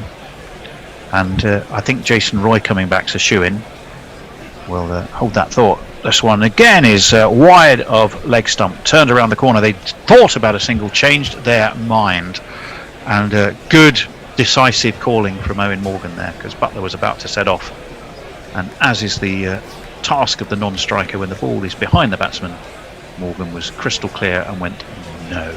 Nestlers. Oh, what? No, I'm just saying that's what he said. Saying no, as Owen Morgan would have done.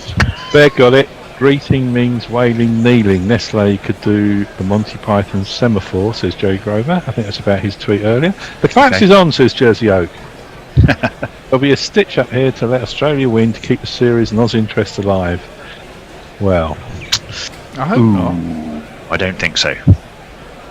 But we've been proven wrong before. Proved wrong or proven wrong. One of the two.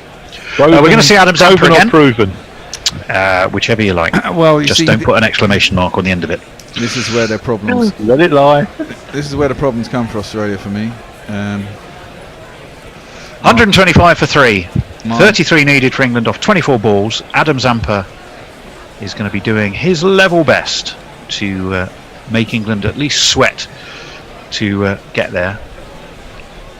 He's got top run scorer Josh Buttler, who short. Oh, and Buttler. Well, Buttler went for the reverse sweep. It got up sort of a bit top edgy, but it was well short of the man on the 45. It's another strolled single. England seemed very happy. That was Morgan played that shot. That was Morgan's Morgan, left-handed. Yeah. Oh, I beg your pardon. Well, he tucked him up then, didn't it? Yeah, but it was still a reverse sweep, but it did come back into, and it did tuck him up, and it came off his gloves, and it went down a short third man. It was, and he won't want anything off his gloves right at the moment. I wouldn't have thought. 126 for 3. This is Josh Buttler. 62 or 47 for him. He goes into that crouch of his onto the back foot. Oh, wow. Steers this quite magnificently. Threads it through the eye of a needle between cover and extra cover, and it's gone for 4. There's not one boy for me, I must have 2 or 3, I need 4. How did that get through? Well, we're going to have another look, because well, yeah, they could hardly have been closer, those two fielders, could they? Maybe they distracted each other. Could be they literally, a bit like when the ball goes between two slips and they both leave it for each other. It was hit hard enough and in the right place. Zampa in again, flicked off his legs by Buttler. He's on to 66, which was Milan's score, wasn't it, from the other night? But he's exceeded that. He's on to 67 because he's pushed this away into the leg side. They've taken another single. 27 from 21 now, the equation. An equation that seems to heavily favour England nailing this series down with 2 from 2. When then were that to be the case, you suspect there might be a couple of changes rung on both sides to the team. As this one is met down the track by Morgan, one bounce and over the rope it goes. It's 4 more. It's ever closer for England. My name is Lakhan. My name is Lakhan. Hubert does a rather sort of laying back, indolent version of Knackle. So instead of actually half standing up and waving both arms, I'm just gonna. If I raise my hand, yeah, that's quite obvious, isn't it? You know, you looked like you were in a sort of. I'll tell you in a moment. As Zampa's in, this one is going for the sweep. Big shout behind the stumps from Carey. Looked too high for me, and given not out. You look like a gentleman in a gentleman's club who was politely asking the nearest waiter for the next gin and tonic there. Wow. Not like someone who actually really wanted to get our attention. I was going to say, looks like someone in an opium den. Well, that I think says everything about the places we probably used to frequent, Nestlers. There was I in my gentleman's club just asking for a gin and tonic, and you were spaced out of the box in an opium den somewhere. But there we go, 135 for 3. They've reviewed this. Have they really? Well, let's have a look. Let's hit him outside the line. I think that looked. It was under the knee roll, wasn't it? If it's under the knee roll, it might. Did it pitch outside leg? No, it didn't pitch outside leg. It's hit him outside the line, I think. You think it's hit him outside the line? I probably will just about agree with you. We'll have a look. At best, it's umpire. Pitched outside off. It doesn't matter. Umpire's call on impact, missing the wickets on height. We carry on as you were. 135 for 3, 23 off 19. Except for Australia now have no reviews left. Yeah, I'm not sure that's going to be. Well, it could be. It's true, but will it make a big difference in the context of today? I don't know. Morgan down the track, driven straight to cover. It's Maxwell takes it. The captain's gone. I have to say, he hadn't necessarily looked as comfortable as he often has. That might be a factor of his finger, but off he walks. Fuck off! Just fuck off!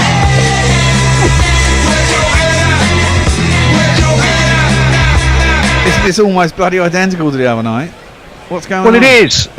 And Maxwell's reaction was dramatic. Like it was a double fist clench. You just got a sense maybe Australia think, hang on, you know, if we can fall over, then so can England. They might just have that little bit of extra belief now. A bit like when you know, if you shoot down the captain of the other team's army, then you suddenly feel that you might be in with a shout of winning the battle. It's Joe Grove, captain that's gone. Joe Grover regrets making that exclamation mark comment now. Wobblesean says, Tony, Nestler's Bear, are you heroes? Or are you heroes? Well, good evening from Bombay, you beauties. Oh, well, good evening to you and welcome. We're thrilled to have you with us. Moeen Ali's the man charged with trying to stay with Jos Buttler and see England home. I've just got a sneaky feeling.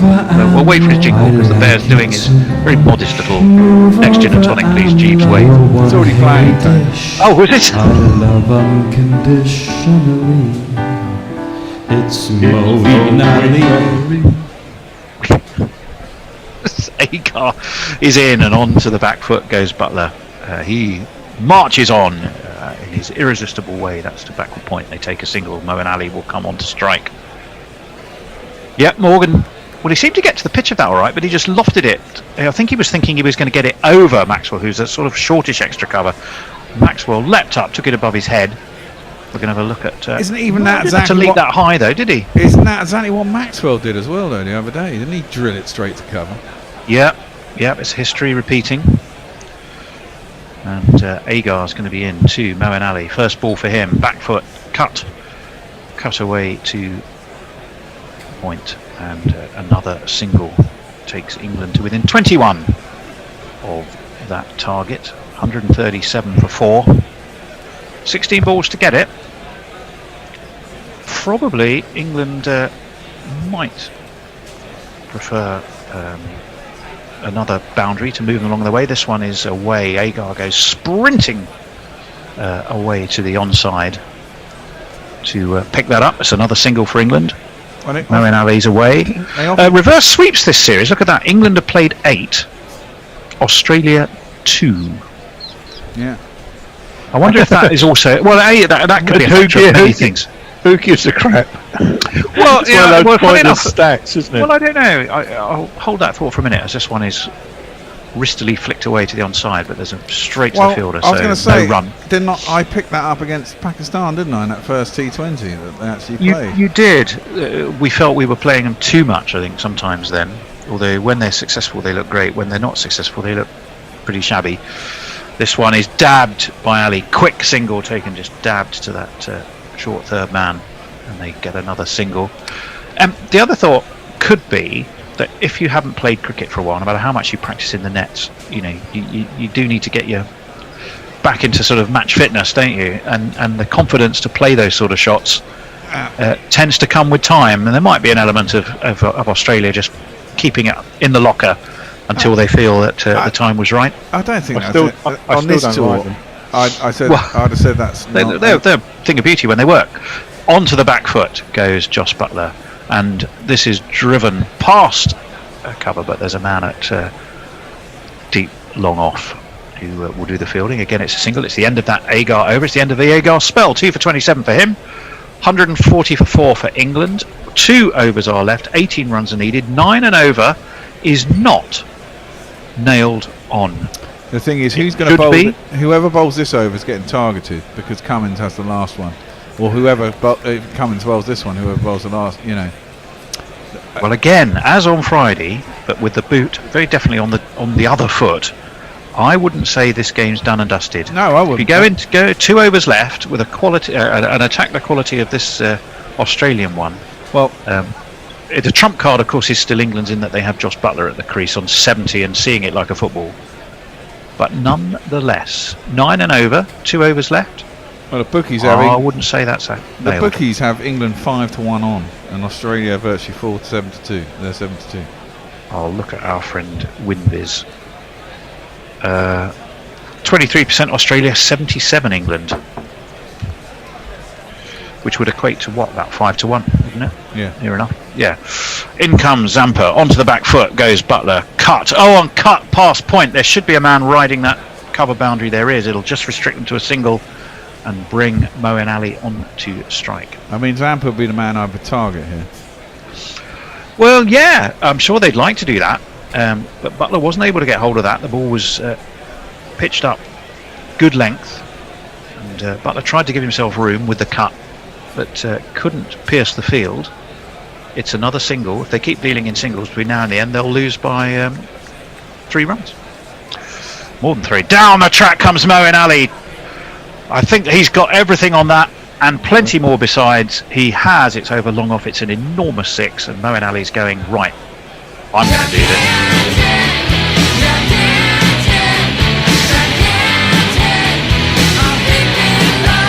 He does love that shot, inside out. There's no one out there. He does. And the waiter in Bears Invisible Gentlemen's Club was just a bit further away than last time. I'm getting more of a quite pissed determined here. wave on that occasion. In comes Zampa. Drop up and over extra cover by Moeen Ali. Pierces the field again. 4 this time. 7 now from 9. Moeen Ali's doing a gorgeous job. Perfect. Perfect. As Rowley Birkin says from his leather chair. Oh, very drunk. I was very drunk at the time. Wasn't that a goal? What a beautiful shot that was, though, by Moeen Ali. What's Adam Zampa got? Moeen Ali, left-handed, driven again through the covers. More of a placement this time. There is a man on that cover boundary. It's Mitchell Stark. So it'll just be a single. Bring Josh Butler back onto strike. I could do a ball in the style of Rowley Birkin, QC.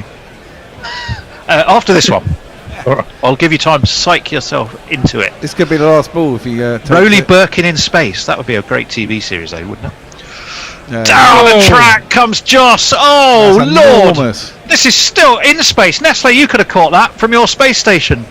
It was straight down the track. England have won by 6 wickets.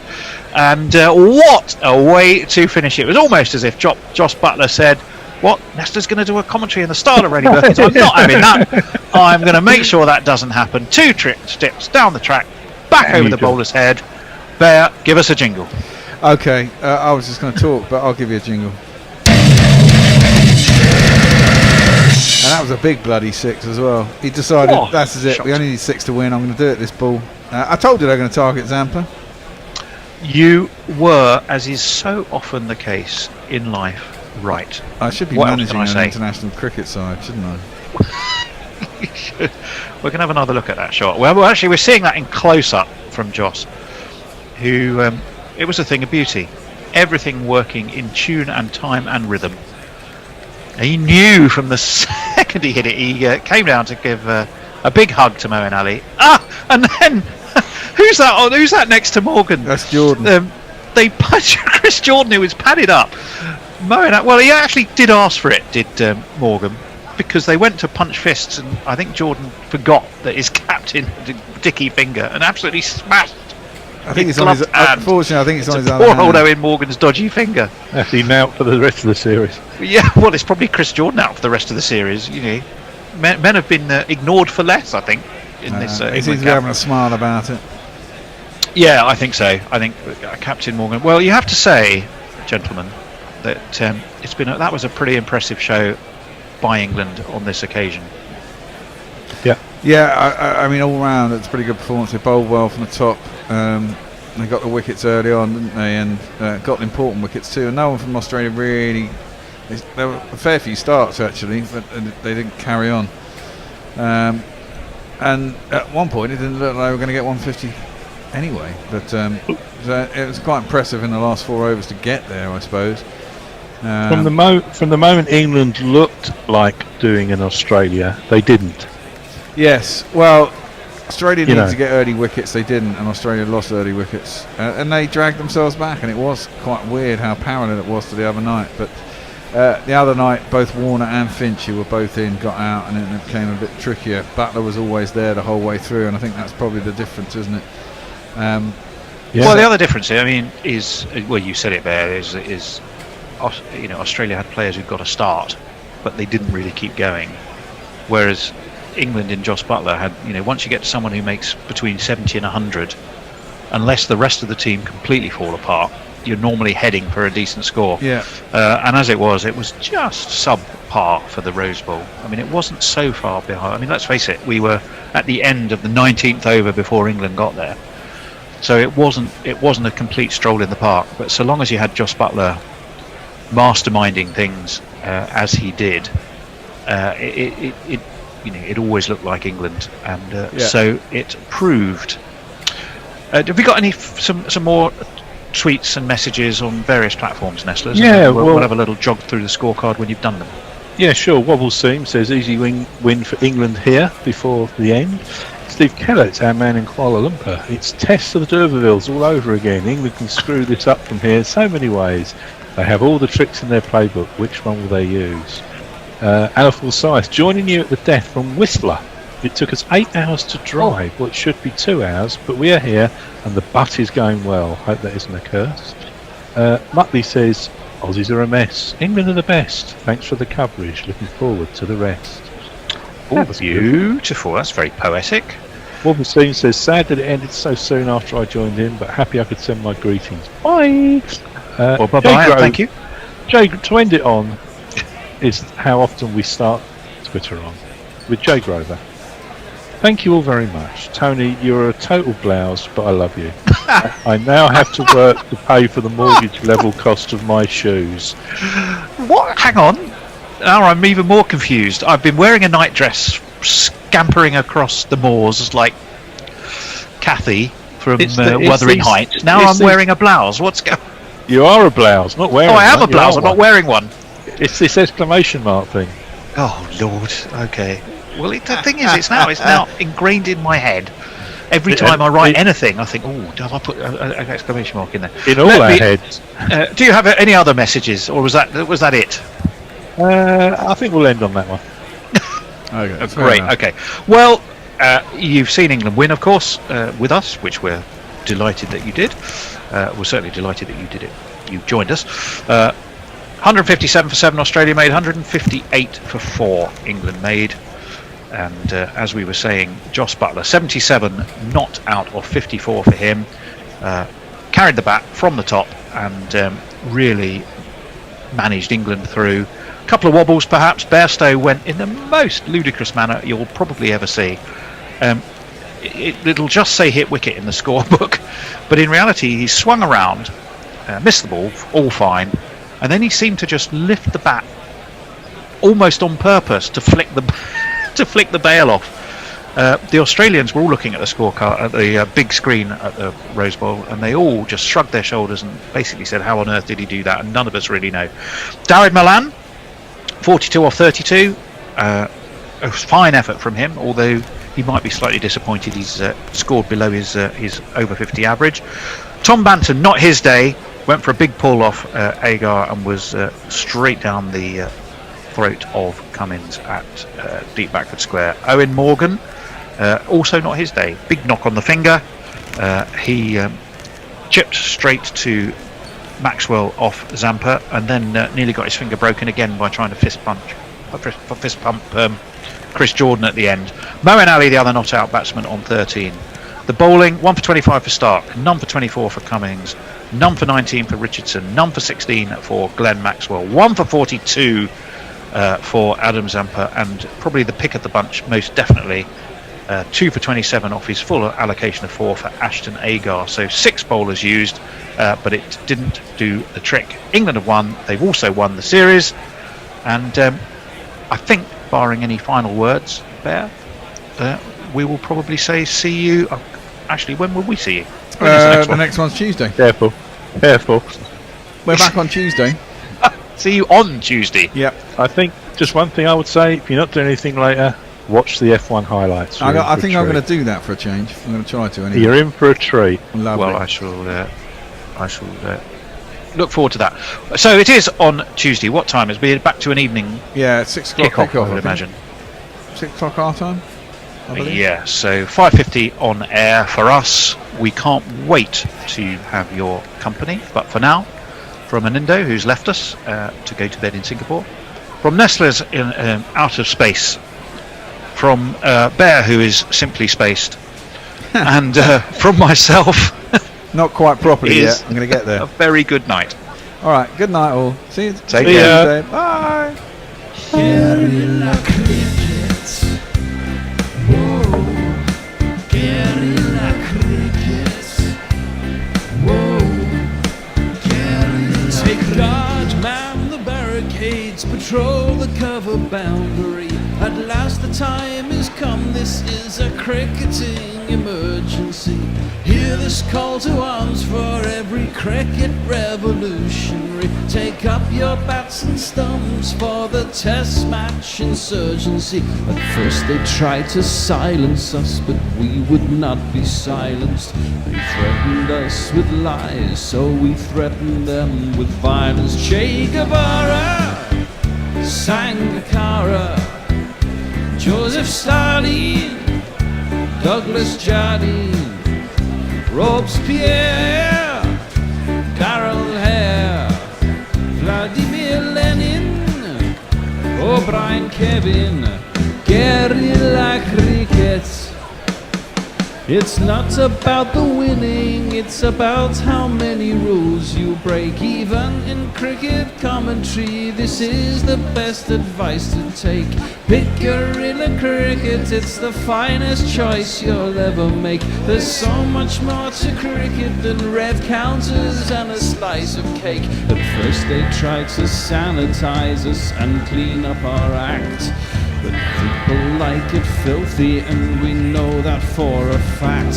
Fidel Castro, Lenny Pascoe, Carlos the Jackal, Umar Akmal, Mahatma Gandhi, Grant and Andy, Brendan Behan, Austin Ian, guerrilla cricket. Stick with us, cause you know we're not the kind of thing that you see on the TV and the radio. So vive la revolution. First they tried to buy us, but we would not be bought. Okay, we were, but then we ran away, and we will not be caught. Would not give up the ghost when they left us all for dead. They decapitated us, but we just grew another head. Chairman Mao, Jamie Howe, Ho Chi Minh, Asif Din, Václav Havel, Graham Saville, No Surrender, Percy Fender, Che Guevara, Sangakkara.